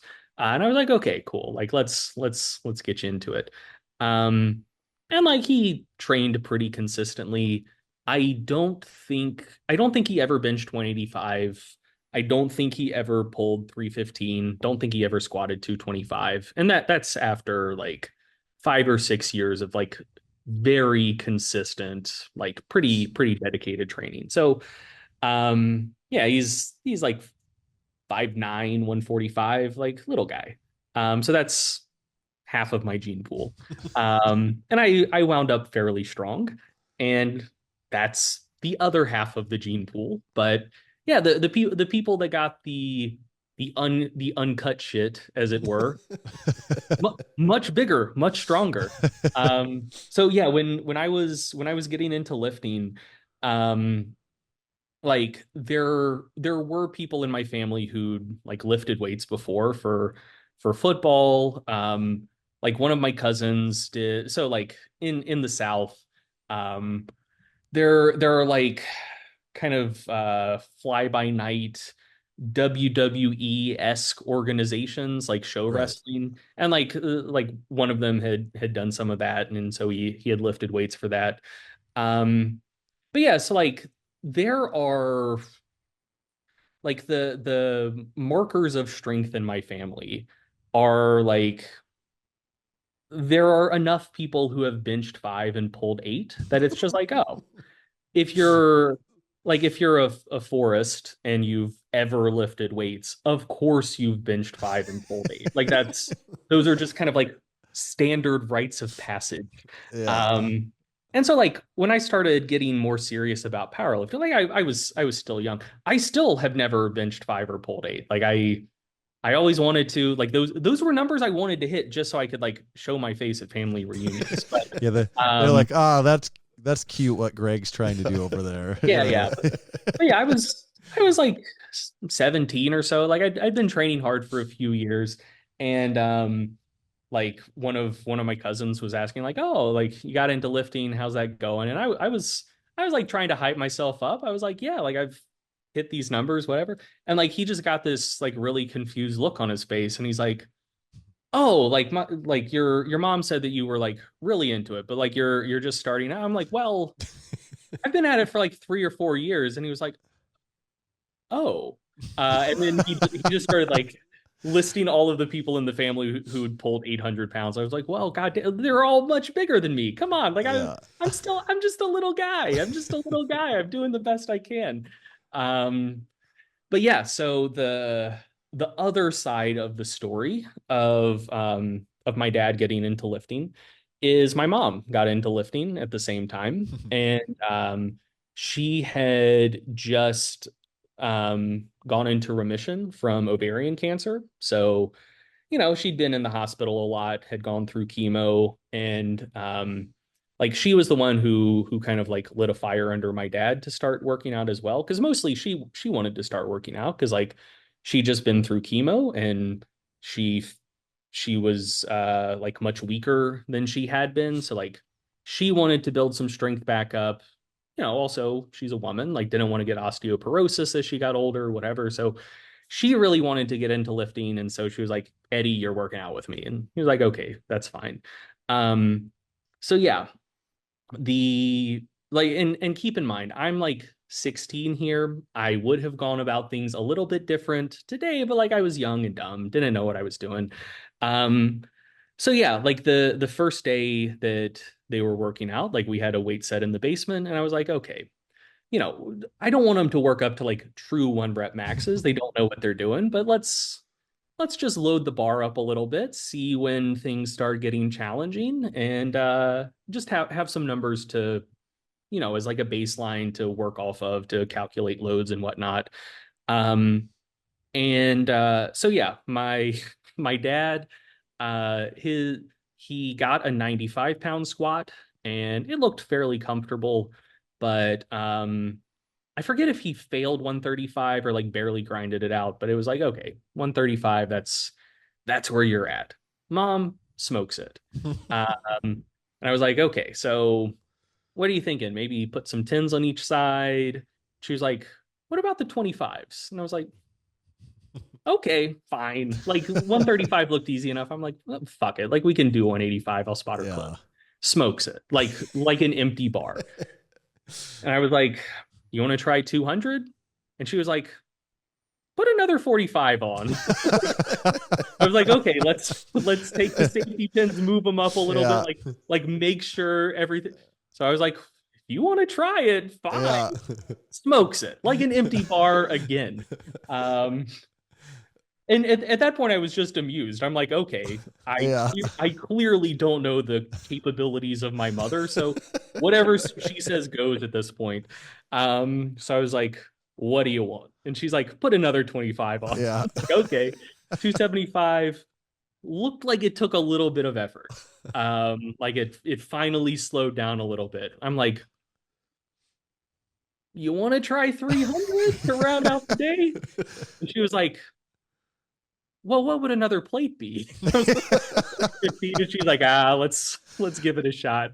And she also got that pretty comfortable. Wow, 315. And at that point, she racked it. She's like, that's a nice round number to end on. That's crazy. So, like, had she done any weight training in like the previous 5 years leading up to this? Kind of. So, she was a middle-aged woman in the 90s. So she'd power walked with 2-pound dumbbells. And that was it. That was the full extent of her resistance. She squatted 315. That's really impressive. Yeah. And I, you can't go back in time and like test the counterfactual, but like, I truly think that if she would have maxed on squats completely untrained before chemo, like, I bet she could have done like 350 plus. Like, like a lot of boys are like afraid of their dad. It's like, he's the big guy. I'm the little guy. And like, he's my father. He loves me and whatnot. But like, if he gets mad, like, he's a big guy.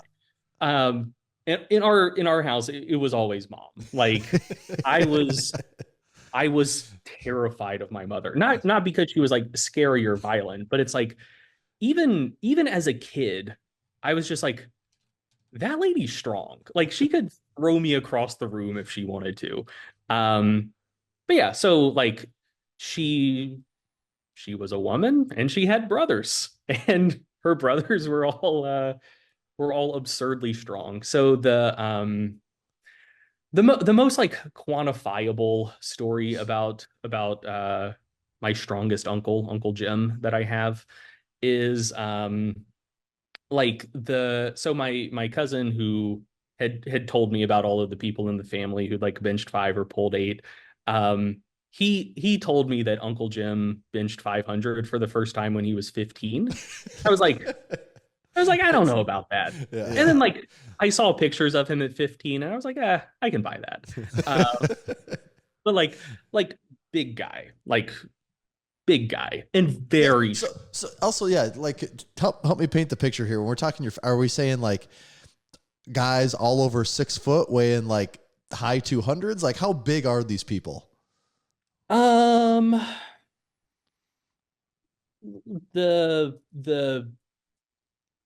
biggest portion of the family are all between 6'3" and 6'8". Oh, okay. And so really big. Like actually big. And, yeah, and between like 275 and 550. Right. Yeah. Okay. That makes a little more sense now. Yeah. I mean, as much sense as that can make, but so yeah. Also, like this is when I'd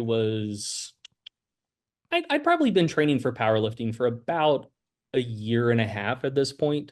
I was down in the basement working out Uncle Jim came over. He was just like getting coffee and chatting with my mom. And you know, she let him know that I was down in the basement lifting, and he decided like, yeah, I'll come downstairs, like see what Greg's up to, see what kind of weights he's slinging around. And I was squatting. I was squatting 405, doing like sets of 5, something like that. And I was between sets when he came down. So he didn't see that I was squatting. He just saw that there was a bar loaded at that height with 405 on it. Yeah. And he was like, "You lifting this?" I was like, "Yeah." And he got like a look on his face like, I'm impressed. Yeah. That's not, I didn't think you're squatting. Yeah. At first, my chest swelled with pride. I was like, my Uncle Jim, who I know is very strong, sees what I'm lifting, and he's impressed by it. That makes me feel good. And he's like, "You mind if I try?" And I was like, "Okay, sure. Yeah, like you can work in if you want. Like, do you want to warm up?" And he's like, "I think I'll be okay."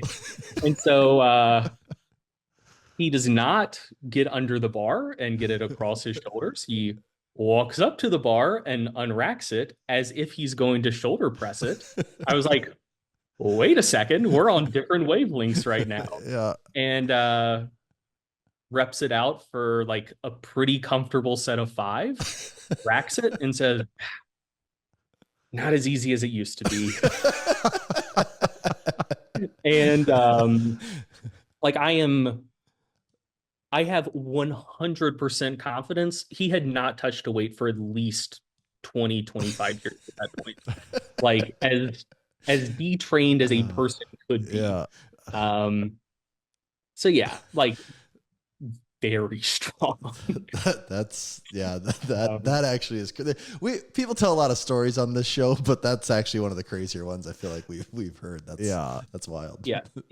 Like that whole side of the family, like certifiable monsters. Like when I say that is half of my gene pool, I mean it. Like, yeah, I am like when I go to family reunions, I haven't been to one in a while, but like when we would go, like my brother and I, and like our little, like we were the little people in the room.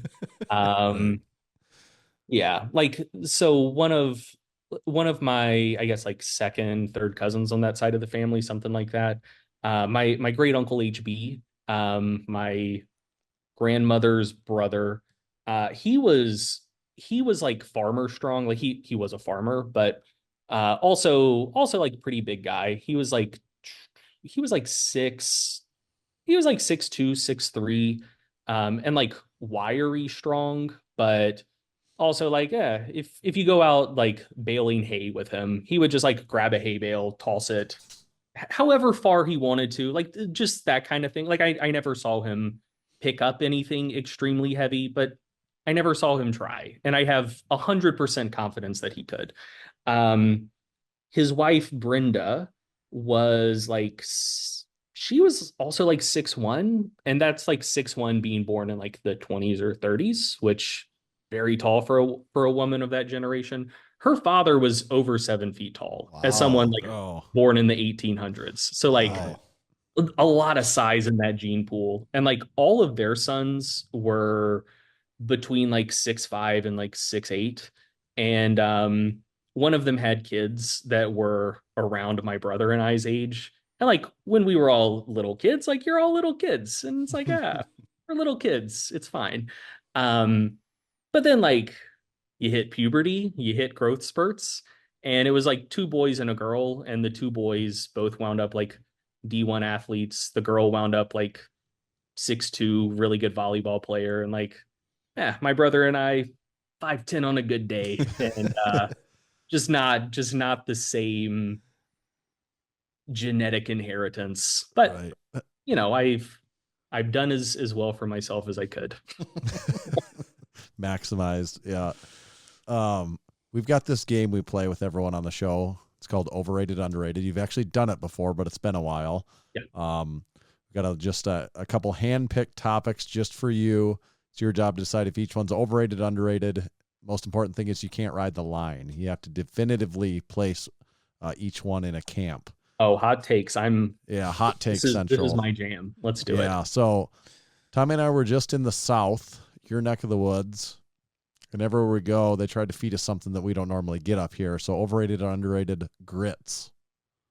I would say, God damn it, now I want to ride the line. Because I want to say overrated in the South and underrated everywhere else. But I guess there is more everywhere else than the South, so I'm gonna go with underrated.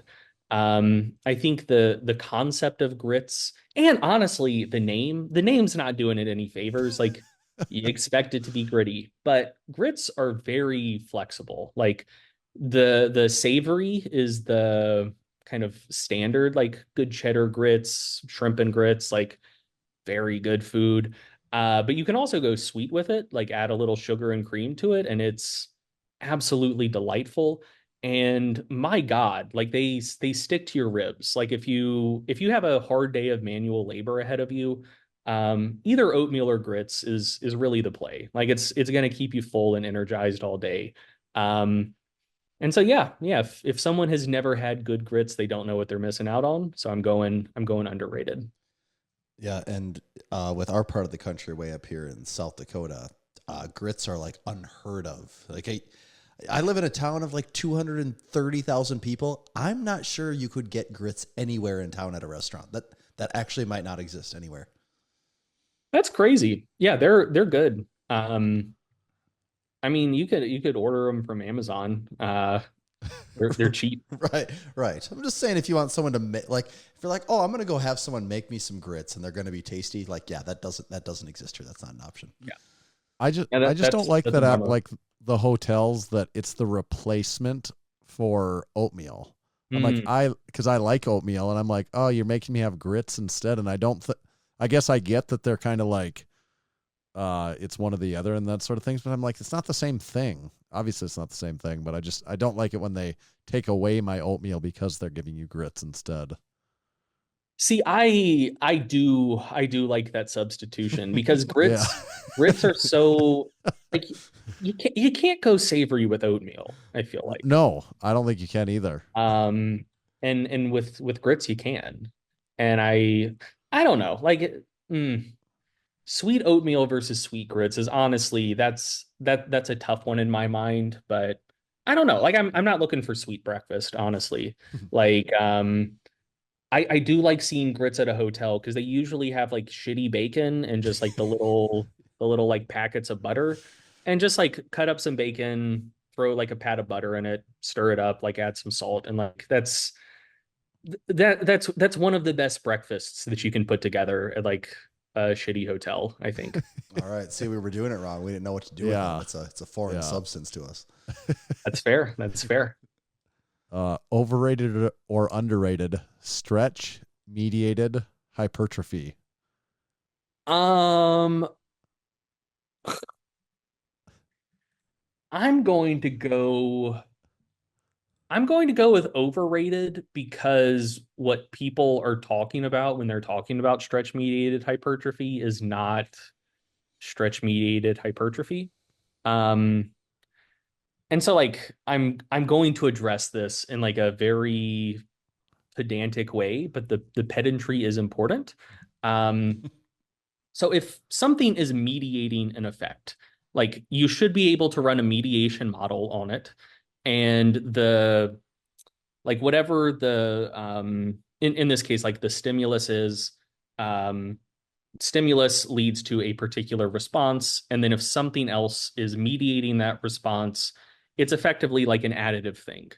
And so if it were stretch mediated hypertrophy, like, let's say you look at a study, like a study by Pedrosa, for instance, that looked at short muscle length training versus long muscle length training, looking at quad growth. And they found that the long muscle length training, like lengthened partials versus shortened partials, led to like 50 to 100% more muscle growth. So if stretch were mediating that effect, it should be an additive thing, such that the, like, actual kind of kind of normal tension of the long muscle length training was responsible for the same amount of hypertrophy as the short muscle length training. And then the stretch that the people underwent when doing long muscle length training should independently be able to account for that difference in hypertrophy. That's what it would mean for that to be like mediating the additional hypertrophy observed. And in that study, the long muscle length training was like knee flexion up to 100 degrees of knee flexion. And like, I think I'm probably sitting in about 100 degrees of knee flexion right now. Right. And during each workout, they would have spent about 30 seconds, I think, in that position. So if I'm just sitting in 100 degrees of knee flexion right now, and I have been for like an hour, that should lead to like a third to half as much growth as short muscle length partials. And guess what? It's not doing shit, which means that the stretch that people are experiencing there is not mediating the response. And the reason that's important is like, if it were truly stretch mediating the response, that would lead to implications about like mechanistically what is happening. And quite simply, at this point, we do regularly observe more hypertrophy when people train at long muscle lengths, but we still don't entirely know why. Like the mechanistic rationale for it is not understood.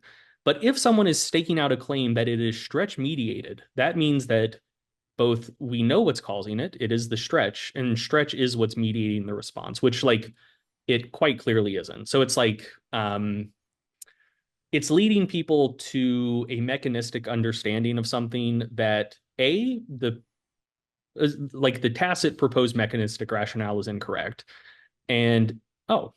You're getting the thumbs up, the Zoom thumbs up.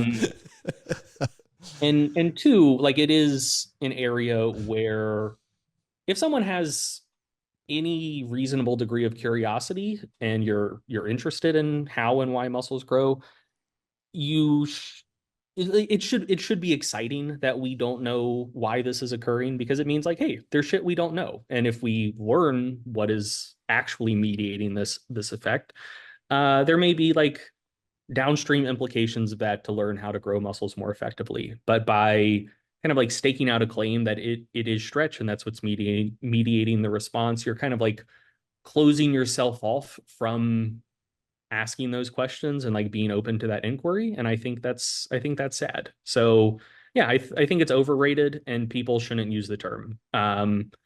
Like the instance where we are observing hypertrophy that is truly mediated by stretch, it's like the studies out of Warnicki's lab where they are just doing intense stretching protocols. Like you're stretching, you observe hypertrophy, that effect is mediated by the stretch. But the amount and intensity of the stretch they're doing is way, way more than what we're seeing in the long muscle length training studies. And so like, I don't think that people are like all that hyped about that. Like no one is looking at putting Nobody wants to go do that. Yeah. No one's looking at putting your foot in a calf orthotic for 2 hours and being like, stretch mediated hypertrophy. I'm super stoked about that. What they're just referring to is like training at longer muscle lengths, which is not, Right. It's not a stretch mediated effect. So, but that's mostly what people are talking about, and they're all wrong. So I have to go overrated. Excellent. Here's your chance to take a Stanley Steamer on the competition. Overrated or underrated? MyFitnessPal.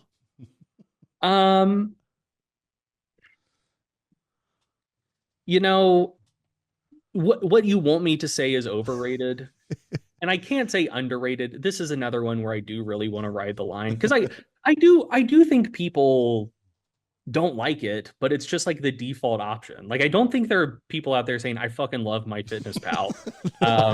Nobody would say that. But I also I can't say that it's underrated, because like people don't like it and they're right to not like it. Right. So I guess I'll say overrated, just because like it is so much the default option and like it shouldn't be. Also, I'm not giving free press to anyone, but like if people do just want like like I understand if people don't want to pay for MacroFactor. Like, yeah, there's free nutrition trackers, and price wise, you can't compete with free. I do not begrudge anyone that choice. And like I said, I'm not giving free press to anyone. I'm not going to shout out like, yeah, hey, here's free apps that are better than MyFitnessPal. But there are several free apps that are better than MyFitnessPal. So if you're on the free track, yeah, branch out, try something else. Like of the popular free apps, I do legitimately think MyFitnessPal is the worst of them. um, so yeah, even on that like plane of competition, yeah, I would have to say overrated. MacroFactor is very reasonably priced. I would also say, I mean, I'm sure there's something behind this, but there's the fact of when you do pay something, when you almost pay anything, I don't know if it's psychology or whatever it is, but just the more likely a person is to actually use it. Yeah. You know, and there's got to be something to that. Yeah. No, I mean, I think yeah. Yeah, like what we're competing against is the premium tier of all of the free apps, which is how they make their money in the first place. Like a common experience people have when using the free tier of nutrition tracking apps is at first they're like, oh, cool, like I can track my food, I don't have to pay anything. And then like you pretty quickly find out like, oh, it's unpleasant to do this because every time I open the app, I'm getting hit by like a banner saying, you need to upgrade. Or like your whole dashboard is like it's like 20% information and like 80% ads. And the reason for that is like just in terms of like data costs for storing user data and servicing API hits and whatnot. Like it's, I don't want to make it sound like it's horrendously expensive per user to run a nutrition app, but like it's not cheap. Like there's because there is just like so much data transfer taking place compared to like a lot of other types of apps. And so like theoretically, I think some apps try to break even on their free users by just like serving enough ads that they break even. And others more take the approach of like, we're going to make the free experience technically usable, but so unpleasant that people feel like they have to upgrade just to get rid of all of the annoyances. Yeah. And so, yeah, like they're like, they all exist to convert people to premium. Like that is where all of the money is made in the market. And so like, we just decided like, what everyone else is actually competing on is the premium tier. So like we're just going to compete against the premium tier, And there is a part of me that would feel like very gross saying like, this is a free app. But we fundamentally have an antagonistic relationship with our free users. We're purposely making a shittier version of our product that we're gonna get that we're just trying to get you out of and get into the good version anyways. Yeah. So like none of the free apps want you to be a free user, and like right. the user experience reflects that. So yeah, we just said, nah, fuck it. Like we're doing premium only, so we can actually just like be nice to everyone. Yeah, that makes a lot of sense actually. Yeah. Okay. All right. Last one. This is sort of fan submitted, but it came from someone I feel like they know what they're talking about. I had to do just a little bit of research on it, but overrated or underrated Fat Bear Week. Are you familiar with Fat Bear Week? Absolutely. Absolutely. Fat Bear Week is definitely underrated. Like it should be, like people get hyped about March Madness. I think people just like a bracket, like you enjoy watching the games, but like half the fun is the pick 'em. Like you fill out your bracket, you see like, who's right this year. But that only comes around once a year, and it is, it's not a life or death situation. Like the national sports media tries to present it as if it is, but the kids are going to be fine. Some of them will go to the league, other ones are going to finish their degree, and next year they're going to do it all over again. Fat Bear Week scratches the same bracket-based itch. So for people who aren't aware, there's a national park in Alaska that documents the bears that live in the park throughout the year. They come out of hibernation. They're absolutely shredded, diced, ready for the stage. Because like they don't eat all winter. And then to make it through the next hibernation, they need to get fat. Like they need to spend the summer and fall really, really bulking hard. And it is like truly a life or death thing. Like the bears have to get fat to make it through hibernation. Um, and so every year they have like before and after pics of the bears to show how successful their bulks have been. And they put them in a bracket and people vote on which bear in each head-to-head pairing did the best job of getting fat. And then at the end, there's a grand champion that is crowned. So it scratches the itch of kind of bracket based stuff. You as the viewing audience have more say over how it goes because you actually vote. And it is a life or death thing for these bears. They need to get fat. And if you're thinking, well, that sounds very serious. We need more levity in this. Not only are there the big bears in the park, you have your the classics. You have 480 Otis, always a contender. You have 151 Razor, always a strong showing. Great personality too. Very territorial and defensive mother bear with a just beautiful white coat. You have 747, which, as the name implies, like the plane, an absolute monster. But there is also a cub bracket where there's little younger bears, which are very cute, and they also get very fat. And the fat cubs, like if you don't look at them and just have like a big dumb grin on your face when you're looking over the bracket, you don't have a soul. And you need to get out of here. Like you don't belong in this country. And so yeah, Fat Bear Week, criminally underrated. It should be the number one spectator sport in America. Great news. We're just tallying things up right now. Ding, ding, ding. You passed overrated, underrated. So that makes 2 times in a row that you actually passed the test. So congratulations. I appreciate it. We're proud of you. I think everyone listening is probably proud right now too. We had a lot of stuff on our list. We didn't get to like half of it, but that's okay. I guess we'll have to save something for 2027. That is the standard story of my podcast appearances. Because I ramble. So that's what podcasting is, though. I mean, that is the point. They don't call it long form for no reason. That is true.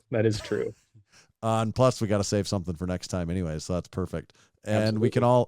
we can talk about. We'll test you next time we have you on and see what you've learned about Cleve Dean.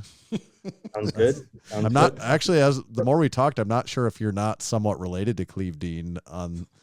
It could be some other side of your family. Should I be so lucky? But before we wrap up, would you be interested in hearing another farmer-related athletic feat? Not in strength, but are you aware of Cliff Young? I don't think I know that name. I know. Okay, this is one of the coolest stories that I like telling to everyone who hasn't heard it before, because he is one of the most revolutionary athletes of the 20th century, and people don't know about him, but they should. He revolutionized like ultra distance running in a way that was truly spectacular. So Cliff Young, he was a sheep farmer in Australia, and every year they have a ultra marathon from Sydney to Melbourne, which is, I don't know, I'm not Australian. I'm going to say it's like 450 miles, which is some other number in kilometers. Who knows? It may be more, it may be less. I don't give a shit. They're two cities that are a long way, a completely unreasonably far distance away to run between the two. And yeah, so they host an ultra marathon there every year. And generally, like the only people who would compete were just like the most elite of the elite ultra marathon runners. Because like marathon's hard, 100-mile race is even harder. Once you're talking about like multiple hundreds of miles, it's like, why even try unless Yeah. you're incredible? Yeah. And so, yeah, like one year, all of the people who are showing up at the starting line are just the best of the best ultra marathon runners in the world. And one old Australian man, I think he was already in his, I think he was like 58 at this point already. Um, and yeah, he was extremely out of place in the field. And so like people were looking at him and they're like, why, what are you doing here? Like, why do you think you can run this race? And he said, I'm a sheep farmer. Like I'm used to chasing my sheep around for a few days at a time. Like I think I can do it. Everyone else is also in like running gear. I think he's wearing like overalls and boots. Like he's not even dressed for the event. And people are like, what? Like this old guy's insane. Like he should not be here. What is he doing? So the starting gun goes off. Everyone else takes off running. He takes off just kind of like shuffling. And people are like, this guy's lost his fucking mind. Like he doesn't even know how to run. Like Yeah. what is even going on here? And like I said, the race is like several hundred miles. And so the way people would run it is they would run for like 19, 20 hours a day and then, sleep. Try to get in as much rest as they could in like 3 or 4 hours, get up at the crack of dawn, take off, start running again. And so yeah, the whole field just took off running faster than him, had left him in the dust by nightfall, and all of them lay down to sleep. And they wake up the next morning, and they see a little dot on the horizon. And they're like, "What's that?" And it was Cliff Young, because when he said, "I'm used to chasing my sheep around for a few days at a time," what he meant was, I'm used to chasing my sheep around for a few days at a time, meaning Without days. stop. Yes. And so, yeah, he, that is how he ran the race. He did it without sleeping, without stopping. And, oh, I want to say he beat the record by like over a day. And just like no one could compete with him. And so now like ultra distance running like that, like everyone has learned like this is just how you have to like they thought that it was physically impossible to run for like 3 or 4 days without sleeping. And it just took like one random Australian sheep farmer who was not aware that he shouldn't be able to do that to absolutely smash the shit out of everyone else in the world and say, welcome to the 21st century. Like this is how you have to run now. And yeah, he completely revolutionized that sport just by not being aware that he shouldn't be able to do that. So, I mean, that was literally his thing, though, is he just did not stop. Like that was all there was to it. He just kept going. Yep. Wow. I feel like I have to point out it's the classic tortoise and the hare race scenario.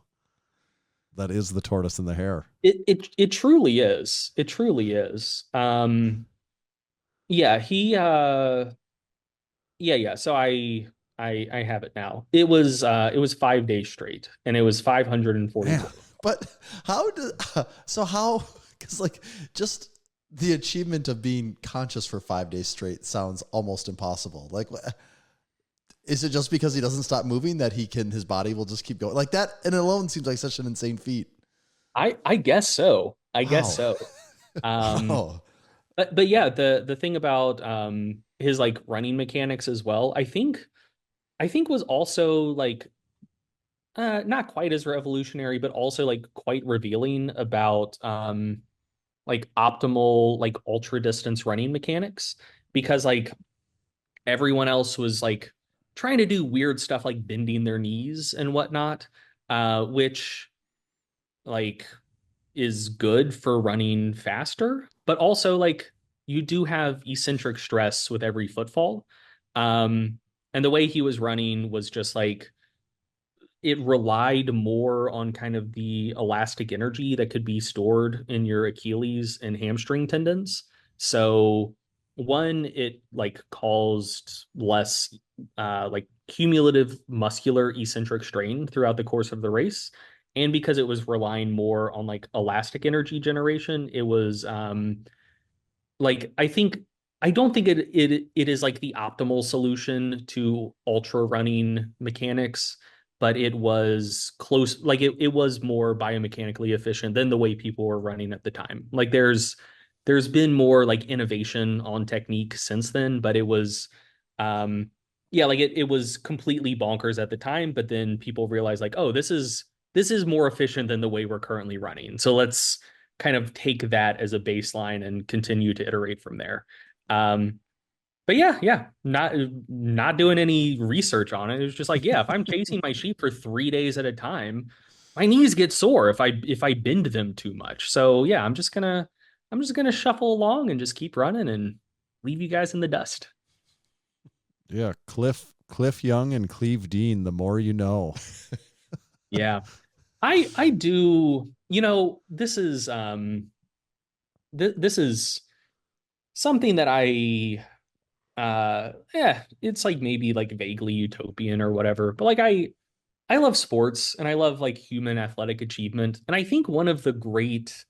um I think one of the great kind of like disasters of the world of athletics is that like it takes it takes resources to do athletics, like on a national level, like most sports, it takes like some sort of like physical infrastructure to do, and you need to organize teams and travel different places to play people, blah blah blah, et cetera, et cetera. And like poorer countries often can sustain like one sport, like soccer or something, but well, most often soccer, but there's not like the biggest reason the US wins more medals than anyone else is like, eh, we have a shitload of money. And Yeah. if someone in the US says, I'd want to be a dressage rider, like there are enough people with like access to money and horses to like do dressage, Right. and like that is something. So both like the amount of like athletic opportunities people have available to them, and honestly just being able to have like the time and the resources to train to try to be elite in something like that does require typically like some degree of like money and privilege to be able to do. And it's not something that most people in the world today, like it's not an avenue that's available to them. And when you look at like improvements in athletic achievement over time, some of it is like training's gotten better. Some of it's we found better drugs, or we found ways to like conceal the drugs people are doing. But like a non-trivial amount of it is just like, hey, more people can play sports now. Um, and you see that both within countries. Like if you go back and watch the NBA from like the 1960s, they kind of sucked. Uh, Plumbers and Plumbers and firemen, yeah. Yeah, right. But like a lot more people play basketball now. A lot more people train harder and people are just way better. And you also see that between countries as well. Like, you know, people were running the marathon and they were pretty good at it. And then eventually, like Kenyans and Ethiopians, both their countries' economies got good enough that some people could do running instead of just subsistence agriculture, and they found out that like, hey, these sports exist, so let's train for it. And like that made a big fucking difference in terms of marathon records. And like I do like, just on the topic of random farmers just trying something out and being really good at it, I do think that there's just a lot of untapped potential out there, just from people who have like incredible capacities and abilities that just the stars will never align for them to be able to like get their shot to try a sport, much less invest like time and resources into training for it and focusing on it. And I think that's a bummer. And I want more people around the world to become comfortable and prosperous, if for no other reason. It'll help us find more of the absolute freaks out there. And that's the world I want to live in. That is the goal, find all the freaks. So we got more to talk about, like Cliff Young, or sheep farmer. Going back to powerlifting, man, people are lifting way heavier weights than they were 10 years ago. And I'm sure training's better, but there's also like 20 times more people competing. Right. For sure. That's just kind of the name of the game. Get more people into sports and you find freakier freaks. Right on. We talked about MacroFactor. We got the Massenomics seal of approval on MacroFactor. We talked about Stronger by Science a little bit. You can just Google Stronger by Science and find the website for sure. We didn't really talk about mass. What else? Anything else that people should know about or be checking out? No. You can find Greg on Instagram too. Yeah, I'm around. Yeah. Yeah, check out MacroFactor, check out Stronger by Science. Those are the two things. Excellent. Greg, we really appreciate you taking the time and coming on. I'm glad you're recovering after the appendix surgery. And next time we are in North Carolina, we're going to take you up on that basketball game. Sounds good. Yeah, we can put some shots up and I'll make you some grits. Excellent. All right. All right. Thanks, Greg. Thanks a lot, Greg. Good one. Yeah. Cool beans. Cool beans. Them are grits and beans right there. Cool Some grits. savory, cool grits. Cool and savory beans. grits. What do you got, an ad for us over there? Oh, do I? I thought you would never ask, Tanner. Today's episode is also brought to you by Barefoot Shoes. Most shoes harm your mobility by over-restricting your foot's natural movement. Barefoot shoes are designed with minimal restrictions so your feet can move the way they're supposed to. Move with more strength and confidence in every step. Barefoot Shoes was founded by Chris Duffin, who attributes proper foot biomechanics as foundational to his success in squatting and deadlifting over 1,000 pounds per reps. He helped create the company to provide a minimalist shoe that can be worn for anything from deadlifts to walking your dog. Go to www.barefoot.store to check out the best minimalist shoes available. And while you're there, make sure you use code Massenomics to save 10% on your next order. That's barefoot.store. Code Massenomics will save you 10%.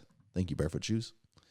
Thanks, Barefoot. Also, make sure to check out, we actually talked about Chad Wesley Smith here in this article, or in this article. What am I talking about? Articles here in this podcast episode.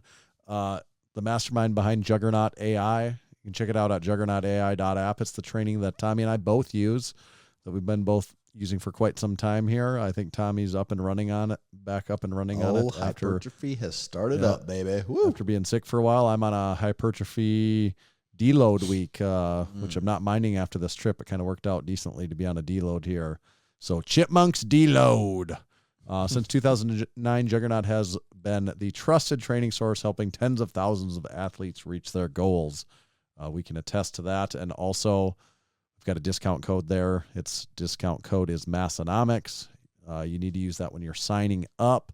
You need to sign up through the website browser to use it, not the app, and it'll save you 10% for the lifetime of that membership. JuggernautsAI.app.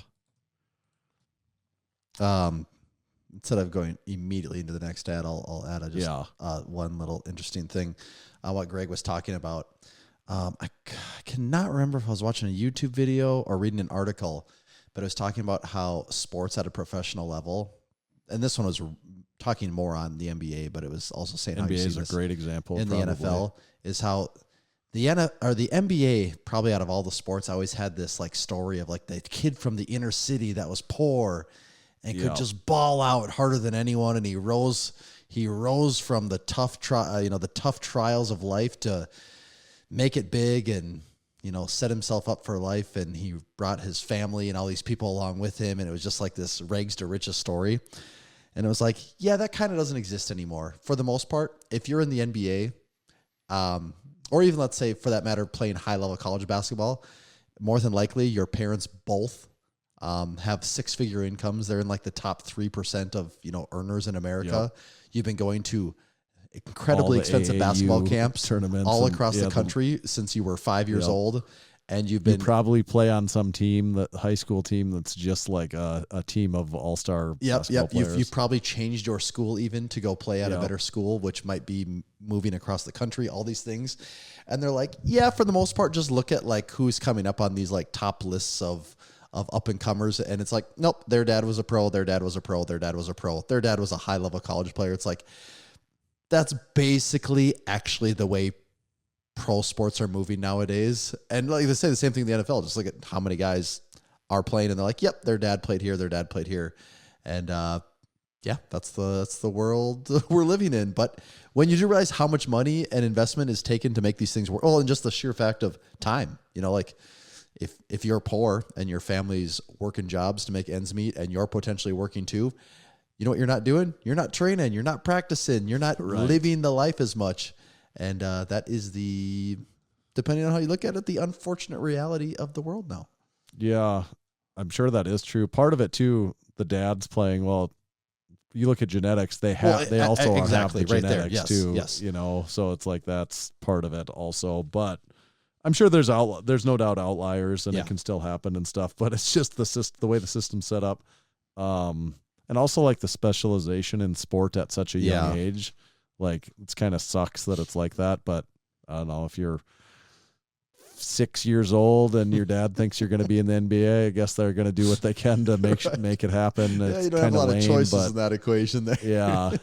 It seems sucky, but at the same time, you put yourself in the shoes. It's like, oh, it would be nice if this kid was in the NBA. I mean, like, he's going to want it, or, most of the times they're going to want it. And I don't know. And like you said, the genetic component for the most part is taken care of for you. So it's like, you just got to have the desire and the will to take this to the extreme. And if you do, then all the pieces could very easily fall into place for you.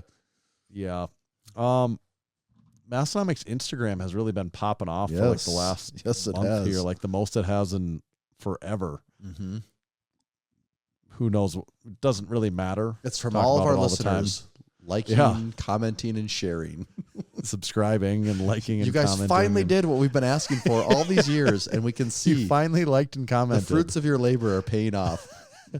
And a lot of activity on YouTube also, so make sure to keep that up, please. And then 5-star podcast reviews.